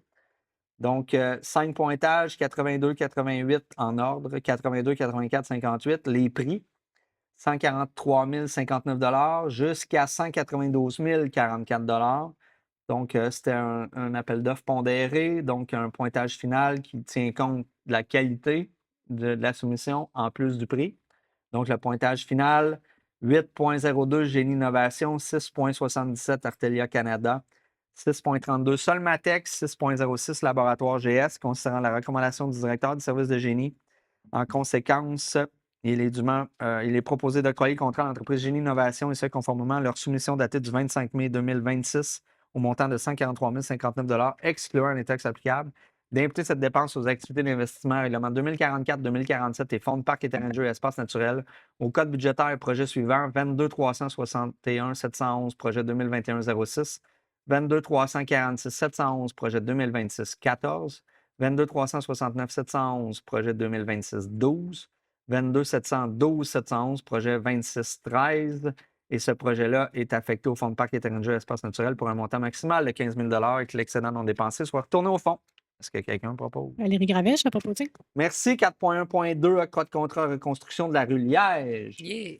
Je pense qu'il y a des gens qui attendent ça impatiemment dans votre secteur, Mme Dorèche, avec Exact. raison. Oui. Considérant que la Ville a procédé à un appel d'offres public pour reconstruction de la rue de Liège, considérant le résultat de l'ouverture des soumissions du 1er juin 2026, on a reçu 6 soumissions. Pavage Multipro, La Vallée Frères, LEGD, Uniroc Construction, Excavation Talbot, 9267-7368, Québec Incorporé, A Desormeaux Excavation. Les prix varient de 711 349 $, vous avez le tableau derrière moi, jusqu'à 1 19 130 $ et 54 sous. Considérant la recommandation du directeur du service de génie, il est proposé d'octroyer le contrat à l'entreprise Pavage Multipro Incorporé, ce conformément à leur soumission datée du 1er juin 2026, au montant de 711 349 $, excluant les taxes applicables, d'imputer cette dépense aux activités d'investissement règlement 2047 au code budgétaire 22 398 711, projet 2025-11. Est-ce que quelqu'un propose? Je vais le proposer, Daniel Derèche. Merci, Mme Derèche. Je sais qu'il y a probablement des gens qui nous écoutent en ligne. Je précipiterai la réponse à une question. Je ne sais pas, Madame la directrice générale, si vous avez l'échéancier de réalisation. C'est sûr que ça va être posé en question publique. Si vous n'avez pas la réponse maintenant, je vous demande de la fournir un petit peu plus tard dans la période de questions. Je présume qu'il y aura des questions. J'ai les dates arrondies, mais j'apprécierais qu'on soit capable de fournir une réponse un petit peu plus précise. 4.1.3. Octroi de contrat aménagement pour accès à l'eau à partir de la rue des Pignons, qui est le deuxième accès à l'eau prévu dans le cadre d'une entente sectorielle avec des fonds régionaux qui sont subventionnés pratiquement entièrement par le Fonds Région Ruralité. Considérant que la Ville désire effectuer un aménagement pour l'accès à l'eau à partir de la rue des Pignons, considérant que le directeur du service du génie a effectué une recherche de prix auprès des entreprises suivantes, on a Construction Sécusson, CTMIR, Excavation Uniroc, Construction David Riddle, Excavation Transport, les entreprises Miabec, La Vallée Frères, A Desormeaux Excavation, Excavation Talbot. Considérant que le résultat de la recherche de prix est le suivant, vous avez le tableau derrière moi. Excavation Talbot, Miabec, A Desormeaux Excavation, La Vallée Frères et Uniroc Construction ont fourni un prix. Ça varie entre 98 365 $ et 92 sous jusqu'à 172 708 $ et 30 sous. Considérant la recommandation du directeur du service de génie, il est proposé d'octroyer le contrat à l'entreprise Excavation Talbot au coût de, on a une petite erreur aussi, là, 98 365 $ et 92 sous, excluant les taxes applicables, et ce, conformément à leur offre de prix datée du 2 juin 2026, et d'imputer cette dépense aux activités d'investissement, subvention inférieure au code budgétaire 22 365 711, projet 2025-2026. Dans mes notes, j'avais 9 836 000. On va la corriger et on va prendre les premiers chiffres mentionnés, s'il vous plaît. C'est la Rivière-du-Nord. Oui. On a un accès actuellement déjà. La question dans la salle, c'était quel cours d'eau dont il était question ici. On a un accès déjà réalisé derrière l'école Lavolière. On veut réaliser un deuxième accès par la rue des Pignons, qui est à l'est de Montée-de-l'Église. Actuellement, la Ville de Mirabel a fait un accès à l'eau aux 2 ponts patrimoniaux, Mackenzie, Canuta. Donc, nous, le travail conjoint qu'on fait avec eux, c'est venir faire 2 accès supplémentaires à l'eau entre ces 2 ponts-là, qui va permettre finalement des distances différentes, plus courtes, que les gens qui auraient voulu faire Mackenzie, Canuta, parce que notre ancienne conseillère l'avait fait en kayak et elle s'était transformée en homard, tellement que c'était long. Fait que l'idée, c'est d'offrir quand même des itinéraires plus courts pour permettre d'apprécier la qualité du paysage. Je ne sais pas s'il y a beaucoup de gens qui nous écoutent ou présents dans la salle qui ont déjà navigué, que ce soit paddleboard, canot, kayak, même chaloupe sur la Rivière-du-Nord. C'est extrêmement dépaysant. On ne réalise pas sur la Rivière-du-Nord la qualité des paysages. Puis même s'il y a quand même, surtout Saint-Canut, il est plus développé évidemment que le côté de Saint-Colomban, étant donné que on est dans un creux, on perd complètement la conception qu'on est très, très près d'un milieu urbain. Puis ça a quand même une forte valeur. Puis Saint-Colomban, on voulait vraiment tirer notre épingle du jeu, là, puis participer à cet effort-là de redonner accès à la Rivière-du-Nord. Puis ça va être le deuxième accès. À la fin, c'est difficile à attendre. J'essaie de me dépêcher. Est-ce que quelqu'un propose? Agla Scriven, je vais le proposer. Merci beaucoup. 4.2.1, autorisation de procéder à une demande de subvention dans le cadre du programme d'amélioration de construction d'infrastructures municipales Prasim Volet 1, construction du garage municipal, considérant la possibilité d'obtenir une aide financière pour le projet de construction du garage municipal dans le cadre du volet 1 du programme, considérant que la Ville a pris connaissance du guide, considérant que la Ville s'engage si elle obtient une aide financière pour son projet à payer sa part des coûts admissibles à celui-ci, ainsi que les coûts d'exploitation continue et d'entretien du bâtiment subventionné, considérant que la Ville confirme qu'elle assumera tous les coûts non admissibles au programme. Il est proposé d'autoriser la directrice du service des travaux publics ou toute autre personne mandatée par cette dernière à présenter une demande de subvention dans le cadre du volet 1 du programme, du PRACIM, pour la construction du garage municipal, d'autoriser la directrice du service des travaux publics ou toute autre personne mandatée par cette dernière à signer tous les documents à cet effet. Est-ce que quelqu'un propose? Valérie Daniel. Gravel, je vais proposer. Merci, Mme Gravel. C'est une exigence du MAMACH de refaire une résolution. 4.2.2, le MAMACH, c'est le ministère des Affaires municipales et de l'Habitation. Des fois, je dois me corriger les acronymes. Je dois bien les mentionner. Donc, 4.2.2, octroi d'un budget pour les travaux de rénovation de l'immeuble situé au 340 Montée de l'Église. C'est l'ancien presbytère, le bâtiment situé entre l'Hôtel de Ville et l'Église. Considérant que la Ville possède l'immeuble situé au 340 Montée de l'Église et qu'il est nécessaire d'effectuer des travaux de rénovation, considérant qu'il y a lieu d'octroyer des mandats professionnels pour la réalisation de travaux et d'en effectuer certains en régie interne, il est proposé d'autoriser un budget maximal de 5 000 excluant les taxes afin de procéder aux travaux de rénovation de l'immeuble situé au 340 Montée de l'Église et d'imputer cette dépense aux activités d'investissement règlement 2047 au code budgétaire 22-100-00722, projet 2026-07. On a besoin d'un rapport final d'ingénieur qui viendra autoriser les travaux qu'on veut faire en régie interne. C'est pour ça que le montant n'est pas important. Est-ce que quelqu'un propose? Daniel Bastien, je propose. Merci, Mme Scriven. 4.2.3, acquisition d'un chargeur sur roue. TPSP 2026-045, considérant que la Ville a procédé à un appel d'offres public pour l'acquisition d'un chargeur sur roue, considérant le résultat de l'ouverture des soumissions du 4 juin 2026. Donc, 4 soumissions, Wajax Limited, Simi, Brand Tractor, Longus Équipement, pardon. Les montants varient entre 369 777 jusqu'à 381 155.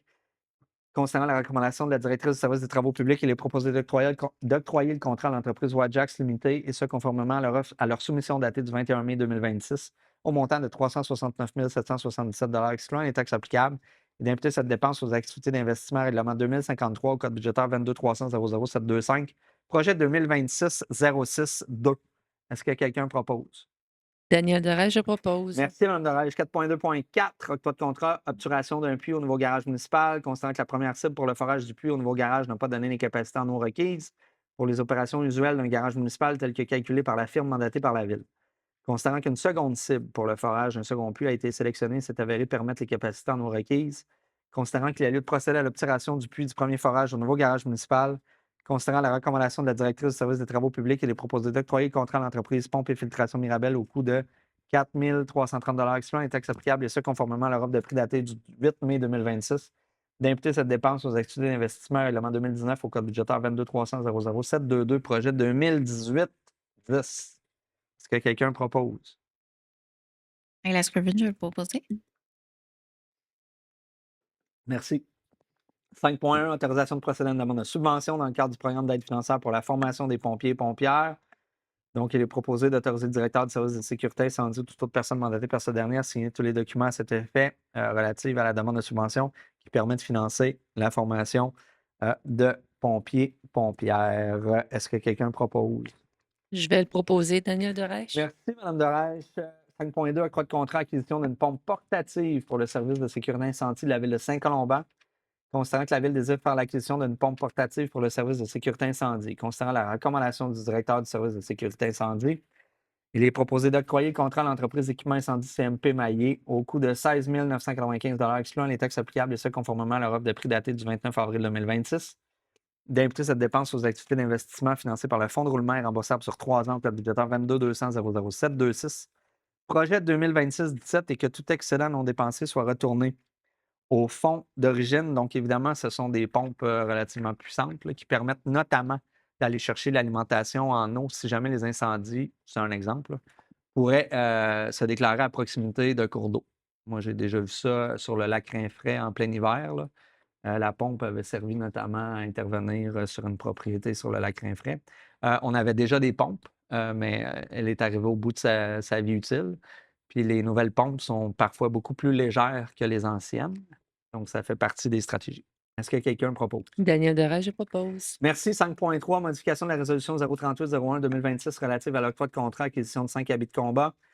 Considérant qu'au terme de la résolution 038-01-2026, la Ville octroyait un contrat pour l'acquisition de 5 habits et imputait cette dépense aux activités d'investissement au code budgétaire 22-200-00-726, projet 2026-97. Considérant que le Conseil municipal désire affecter la dépense relative au contrat IMCDP 2026-010 aux activités d'investissement surplus non affectées plutôt qu'au projet 2026-97. Considérant qu'il y a lieu de modifier la résolution afin de réaffecter la dépense relative au contrat IMCDP 2026-010. Il est proposé de modifier la résolution 038-01-2026 afin de remplacer le 7e paragraphe par le suivant, d'imputer cette dépense aux activités d'investissement surplus non affectées au code budgétaire 22-200-00726 et que tout excédent non dépensé soit retourné au fonds d'origine. Toutes les autres dispositions de la dite résolution demeurent inchangées. Est-ce que quelqu'un... 6.1, autorisation de procéder à une demande de subvention dans le cadre de l'appel de proposition 2026-2027 du programme Nouveau Horizon pour les aînés. Donc, il est proposé d'autoriser la directrice du service des loisirs et de la culture ou toute autre personne mandatée par cette dernière à signer tous les documents à cet effet. Est-ce que quelqu'un propose? Daniel Bastien, je propose. Merci, Mme Bastien. 6.2, autorisation de procéder à une demande de subvention dans le cadre de l'appel de projet en culture pour la santé mentale des jeunes de 12 à 18 ans. Donc, il est proposé d'autoriser la directrice du service des loisirs et de la culture ou toute autre personne mandatée par cette dernière à présenter une demande de subvention qui s'adresse au ministère de la Culture et des Communications et d'autoriser évidemment la même directrice ou toute autre personne à signer tous les documents à cet effet, dont notamment les conditions d'octroi de l'aide financière. Évidemment, il y a toujours l'engagement que la Ville paie sa part des coûts admissibles et des coûts d'exploitation en fonction des exigences du programme. Est-ce que quelqu'un propose? Daniel Bastien, je propose. Merci, Mme Bastien.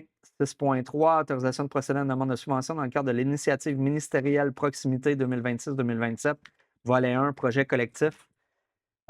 Donc, il est proposé d'autoriser la directrice du service des loisirs et de la culture ou toute autre personne mandatée par cette dernière à présenter une demande de subvention dans le cadre du projet que j'ai nommé. Et c'est le ministère de l'Agriculture, des Pêcheries et de l'Alimentation qui s'en occupe. D'autoriser la directrice ou toute autre personne mandatée par cette dernière à signer tous les documents à cet effet. C'est notamment dans le cadre de ce programme-là qu'on peut faire des améliorations au niveau des marchés publics. Il faut que ça touche la commercialisation, beaucoup, là, des produits locaux. Est-ce que quelqu'un propose? Louis-Philippe Alain, je propose. Merci, M. Alain. Donc, ça fait, nous avons brûlé notre agenda en termes de résolution. Ça nous amène à la période d'intervention. Donc, c'est toute question d'intérêt public. Évidemment, on privilégie les gens dans la salle d'abord. Une fois qu'on a épuisé les questions dans la salle, on va en ligne. C'est toujours possible pour les gens dans la salle de revenir, même si je réponds aux questions en ligne, si jamais il y a d'autres questions qui surviendraient. Donc, je vous propose de vous présenter au lutrin. Vous nommez, vous nous indiquez la rue sur laquelle vous habitez et vous posez votre question.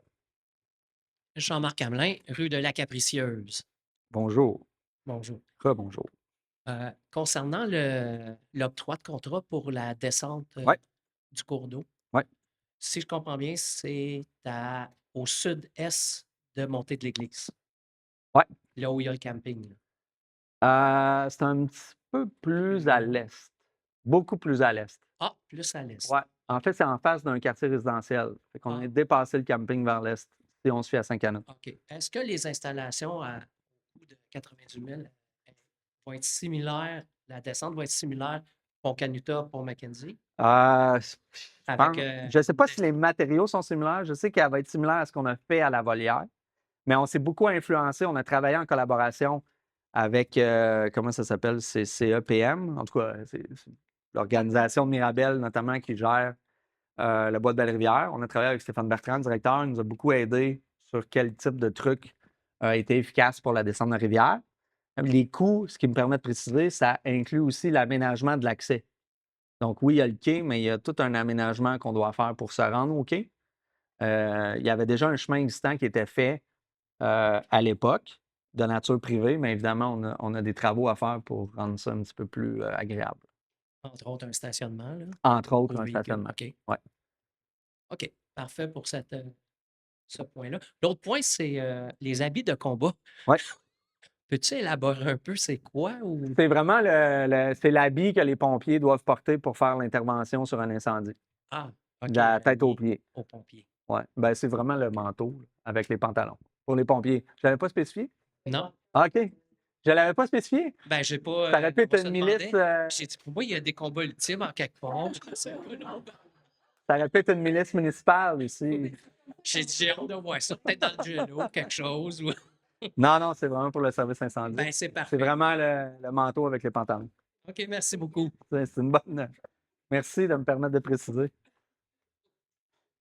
Est-ce qu'il y a d'autres questions dans la salle? Ça va?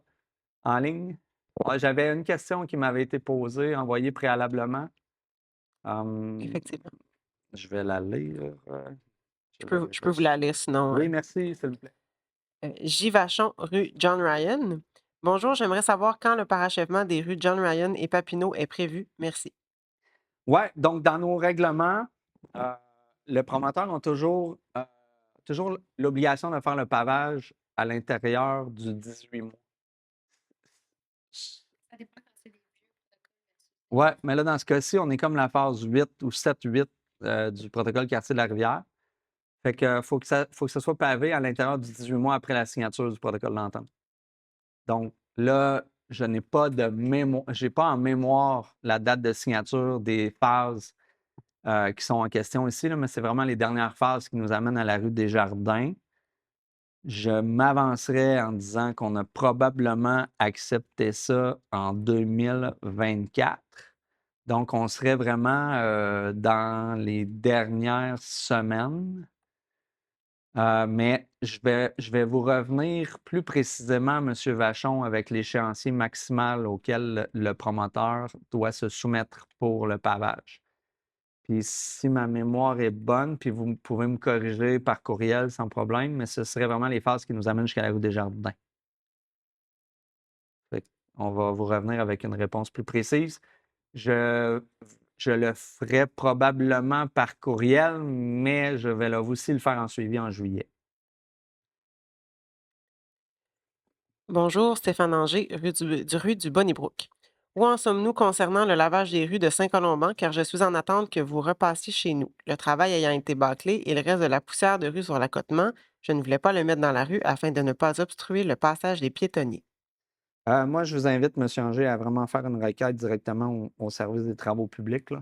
Je n'ai pas le suivi au jour le jour de où sont rendus les balais de rue. Je sais qu'il y a eu des bris au niveau d'un des deux balais qui a causé des retards.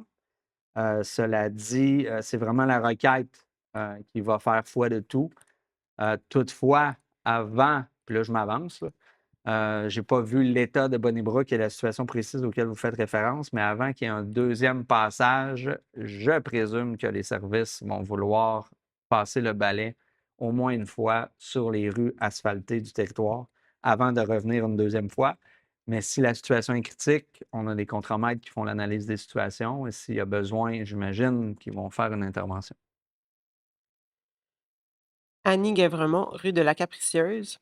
Quand allez-vous rénover le parc Félan? Les parcs sont inutilisables la majorité de l'été à cause des guêpes dans le sable. Il faudrait mettre du paillis. Merci. On est assez bien sensibilisé à la problématique. J'ai fait référence un peu à la construction du skatepark. On était en rencontre de travail hier concernant le plan triennal des mobilisations d'une partie des membres du conseil.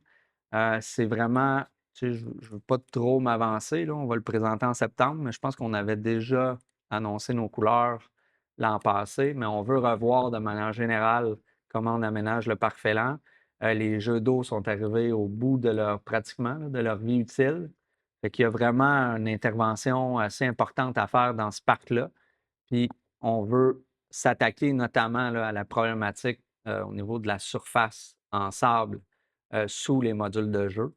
Puis on n'a pas exclu notamment là, de travailler sur des surfaces artificielles pour permettre vraiment d'améliorer la qualité des espaces, pour les enfants notamment.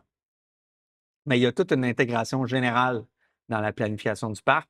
On l'a souvent travaillé de manière séparée dans le passé, puis là, on essaie d'attacher des morceaux ensemble. Là, on veut vraiment avoir une vision globale pour exploiter le potentiel du site. Sylvain Plante, 100 rue des Bassons. Pas le droit de construire un garage détaché. Un de vos inspecteurs nous a induit en erreur. On a commandé notre garage, on a perdu l'argent car le règlement a changé. Ça fait 1 an qu'on nous dit que le règlement va changer, toujours pas de nouvelles. Va-t-on nous rembourser? Euh, ici, M. Plante, vous parlez d'un cas très précis. Moi, je vous invite à contacter votre conseillère municipale, qui est Mme Arabi-Beaulieu, puis d'avoir une rencontre précise, là, soit avec le service d'urbanisme et la direction générale pour vraiment analyser la situation particulière. Je ne ferai pas de réponse précise avec une situation aussi ciblée ce soir. Mais je vous invite à prendre rendez-vous, là, les gens sont disponibles. Annie Guévremont, rue de la Capricieuse. Pourquoi le budget d'activité pour les 0-2 ans alors qu'auparavant, il y avait les déjeuners et massages bébés? La réponse large à ça, c'est qu'on a eu une année budgétaire assez complexe cette année. On a réglé des choses qu'on traînait depuis longtemps, là. J'en avais fait la présentation en décembre pour la séance extraordinaire du budget. C'est pas le budget le plus le fun qu'on a eu à travailler. En tout cas, moi, depuis que je fais de la politique municipale, on avait des grosses bouchées à prendre concernant les équités salariales. On avait une augmentation de coût du service de police qui était importante. Si bien qu'il y avait 3-4 dépenses là, qui allaient manger finalement tout le taux de croissance des revenus en termes de budget. Puis il a fallu, c'est pour ça que vous voyez là, actuellement plusieurs résolutions qui font référence au surplus non affecté. On s'est réservé l'espace minimal pour atteindre nos obligations en termes de dépenses. Puis ce qu'on ne faisait pas dans les années passées. Puis je pense que l'année 2026 va être exceptionnelle à ce niveau-là. Exceptionnelle dans le sens que ça va être exception. Ça va être une exception et non pas formidable. Euh, on va se référer beaucoup au surplus non affecté pour assumer des dépenses qu'on ne prévoit pas revoir dans le budget parce qu'on ne s'est pas donné une marge de manœuvre en termes de budget courant. Puis quand on a analysé le résultat du travail budgétaire pour limiter l'augmentation de taxes en 2026, ce que ça a créé, c'est que ça nous a ramené dans une offre de services et de budget affecté aux activités à un niveau qui nous a fait reculer de 10 ans en termes financiers. À 2026 parce qu'on avait des décisions assez précises et applicables qui remontaient dans le temps. Par exemple, nous, même si ça fait longtemps que je suis à la mairie, là, depuis 2017, quand on est arrivé, on avait cumulé un retard de règlement au niveau des équités salariales. Fait qu'il a fallu régler, par exemple, l'exercice 2010-2015. Là, le temps de négocier, on le règle. 2015-2020, 2020-2025. Puis à partir de 2025, on est vraiment à chaque acte, à chaque changement là, dans l'organigramme, il faut s'ajuster. Mais rattraper ce retard-là, ça a quand même eu des impacts. La loi force une rétroactivité parce que la loi sur l'équité salariale, elle est très mal faite. Au Québec, là, ça a été une fierté, mais quand on réalise les impacts que ça a puis les conséquences que ça crée, ce n'est pas une loi formidable. Fait que toute la rétroactivité financière qu'il a fallu assumer, c'est l'année 2026 qui en paye le plus le prix. Puis le prix à payer, ça a été de concéder cette année le budget des activités. Puis c'est le constat, rappelez-vous, Mme Gravel, qu'on a fait avec assez de désarroi. Là. Mais on s'est dit que c'était exceptionnel à 2026, puis on va rétablir les choses pour 2027 parce qu'il y a beaucoup de dépenses qu'on a fait en 2026 qui ne sont pas récurrentes parce qu'il a fallu régler les choses.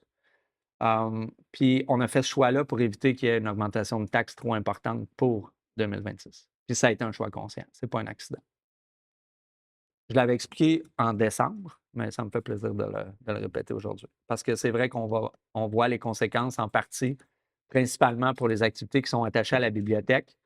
Puis en même temps, il faut planifier tout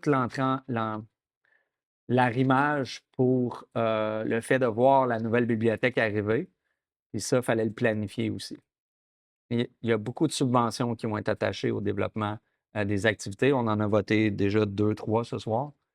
Puis la directrice a toujours fonctionné à bonifier ses budgets en fonction des subventions qu'elle recevait. J'espère que c'était clair. Gamzé Yilmaz, rue Bédard. Pourquoi c'est toujours long avoir un permis l'été et déjà court pour faire nos choses à l'extérieur? Merci.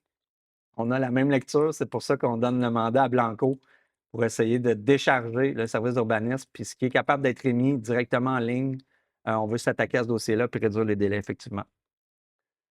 Mais la réponse aussi, c'est qu'il y a une concentration aussi des demandes qui sont envoyées par les citoyens dans les semaines, justement, où on peut faire les travaux.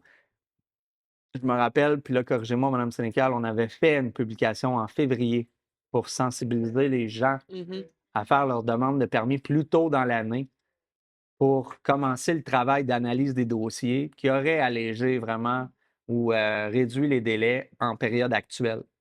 Puis c'est peut-être quelque chose qu'on devra répéter à chaque année, même si on rentre le principe du permis en ligne. C'est toujours mentionné dans le Colombano également. Aussi, merci. Marie-Lie Demers, rue de l'Épée. Comment voir à améliorer, augmenter le rabais hockey, rendre plus versatile le crédit loisir? Un courriel a été envoyé sur le sujet à Louis-Philippe Alain. J'ai le courriel de la dame. Oui, que- bien, M. Alain a fait son travail avant la séance. Il nous a questionné. Évidemment, tu sais, on a tout un historique. Hein, dans le passé, le remboursement au niveau du hockey était beaucoup plus important que les autres activités sportives. On est venu corriger cette équité-là. Donc là, c'est un remboursement de 225 maximum ou 50 du coût de l'activité sportive, peu importe le sport confondu. Puis ça, c'est une fierté qu'on avait d'éliminer la discrimination en fonction de l'inscription au sport. Donc, que ce soit gymnastique, plongeon, natation, hockey, soccer, ski, pardon. Le principe de remboursement est le même. Cela dit, avec l'Association de hockey Mirabel, la façon dont les gens sont remboursés n'est pas le même, mais le montant correspond à la même chose. Donc, c'est 225 maximum par activité sportive jusqu'à un maximum de 450. Donc, on voulait aussi encourager le fait de s'inscrire à plus d'une activité sportive dans une année. Puis, c'est quand même un poste budgétaire qui est en explosion. On est passé de petits montants. Puis, si ma mémoire est bonne, cette année, on était à 170 000 de remboursement, autour de ça. Donc, c'est coûteux, mais on est extrêmement fiers parce que ça envoie le message qu'on encourage l'inscription des jeunes à des activités sportives. Puis le fait d'essayer de nous sensibiliser au fait que le hockey est dispendieux, ça peut, mais essayez la gymnastique. Ça coûte beaucoup plus cher. Ça coûte plus cher. Tu sais, c'est vrai que ça coûte cher le hockey, là, mais la gymnastique, moi, ma fille, c'est son dernier cours vendredi. C'est des 4 000 là, par saison quand même, l'inscription. C'est pas, tu sais, pour le hockey,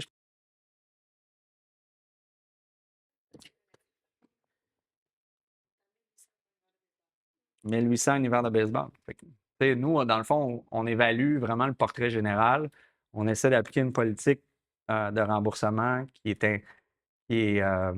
intègre vraiment la diversité des inscriptions. Puis c'est vraiment les valeurs qui nous ont amenés à travailler puis à revoir ce remboursement-là.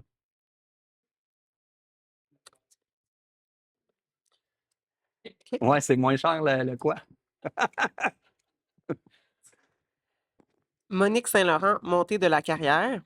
Problématique à l'intersection chemin de la Rivière du Nord, montée de la Carrière et Montée-Cyr. La grande majorité des véhicules ne font pas leur arrêt obligatoire. Ceux venant de l'Est, on les aperçoit à la dernière minute. De plus, avec les vélos qui ne ralentissent pas, j'ai passé à un cheveu d'en frapper car ils ne ralentissent même pas. Ils accélèrent car il y a une côte juste après le pont. Y a-t-il une solution proposable? C'est extrêmement dangereux. Je laisse passer 3 à 4 véhicules régulièrement car ils ne ralentissent même pas à l'arrêt. Merci. Je vais laisser Mme Gravel répondre à cette question-là parce que je sais que les services des travaux publics et du génie travaillent à nous amener une proposition qui viendrait régler, bien, je ne sais pas si ça viendrait régler à 100 mais à tout le moins améliorer la situation d'insécurité qui est causée par cette intersection-là. Bonsoir. Au niveau de l'intersection, là, actuellement, notre meilleure façon de faire, c'est de faire une surveillance policière. Étant donné que vous êtes situé sur la montée de les automobilistes ont côté de Montée-Cyr, mais vérifie jamais du côté de Montée de la Carrière s'il y a des gens qui descendent parce que nécessairement, il y a moins d'usagers qui descendent de la Montée de la Carrière que ceux qui montent de Montée-Cyr et qui viennent de Saint-Canute. Donc, nous, ce qu'on a mis en place vraiment de façon temporaire, c'est qu'on a grossi les arrêts. On a aussi grossi les pancartes juste en dessous des sons et qu'il n'y en a pas du côté de Montée-Cyr en montant. Et puis, on travaille actuellement pour venir sécuriser. On va avoir une subvention. Si ma mémoire est bonne, c'est de 400 450 000. On a demandé. On a demandé. En tout cas, on travaille fort, puis dans le processus où ce que nous allons avoir, éventuellement, un projet de réfection de la route, pour Rivière-du-Nord vers Saint-Jérôme, mais on veut inclure ça dans ce projet-là.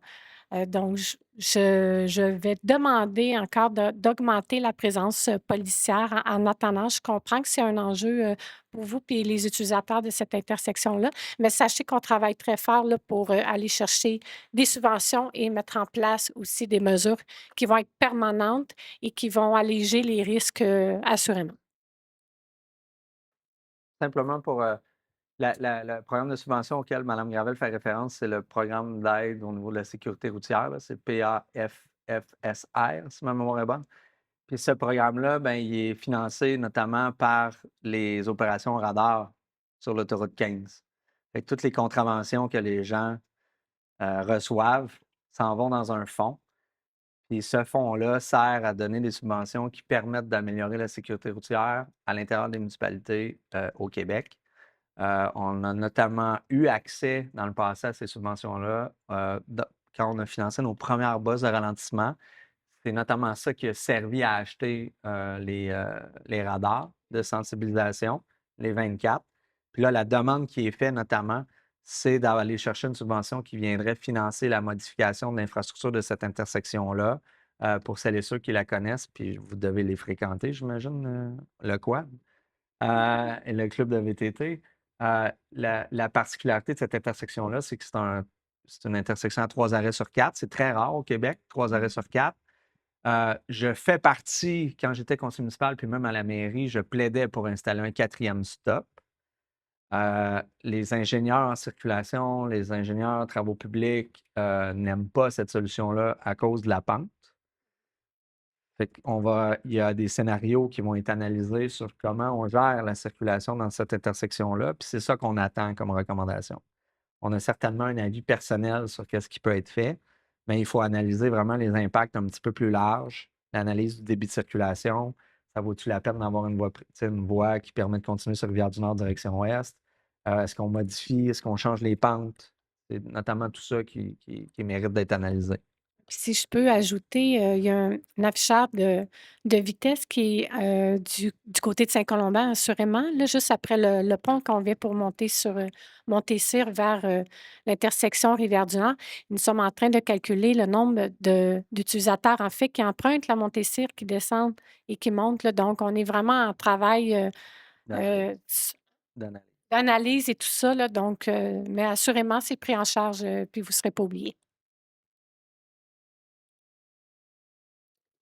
Bonjour à vous, Maxime Deslongchamps de la rue de Liège. Ma question est en lien avec l'octroi de contrat de Oui, reconstruction de la rue. Auriez-vous une date de début des travaux? oui, ça, j'ai reçu un courriel à madame. Ouais, donc date de début des travaux, 15 juin 2026. C'est même plus tôt que ce qu'on nous avait donné comme information il y a quelques semaines. Date de fin des travaux, 17 juillet 2026. Ben, on traîne ça depuis longtemps, fait qu'on est vraiment content. J'espère que M. Deslongchamps, vous aussi, vous êtes content. On est conscient que ça a généré des délais. Cela dit, c'était pas tout de notre contrôle. On a essayé de travailler à avoir des ententes avec les promoteurs concernés, mais on s'est tanné, puis on a décidé d'utiliser notre stratégie. J'en dirai pas plus. Pierre-Luc Gué, rue du Bonnybrook. Est-ce qu'un projet de terrain de basketball style terrain extérieur en synthétique est prévu dans les années futures à Saint-Colomban? Terrain clôturé comme un terrain de tennis avec panier en plexiglas. Merci. Euh, Comme j'ai fait mention un petit peu plus tôt dans la séance, nous, on a eu une séance de travail notamment pour réfléchir sur le prochain plan triennal des mobilisations. Euh, Ça va être présenté aux membres du conseil d'ici septembre, dans le but d'adopter le projet en septembre. Je vous dirais que ce n'est pas prévu, puis on a eu spécifiquement la discussion là-dessus, parce qu'on a des gymnases, je sais que ce n'est pas une surface synthétique, mais on a des surfaces asphaltées qui, à notre avis, sont inexploitées actuellement pour la pratique du basketball, puis on veut vraiment développer ça avant de s'embarquer dans un projet d'infrastructure extérieure, surtout avec surface synthétique, avant de faire un investissement comme ça. C'est ce qui a été discuté. Après ça, Autant que le projet n'est pas adopté en septembre, c'est sujet à changement. Mais en toute franchise, ça a été l'objet des discussions qu'on a tenues hier en petits groupes, là, ouais. Monsieur Deslongchamps de la rue de Liège souligne qu'il est très content.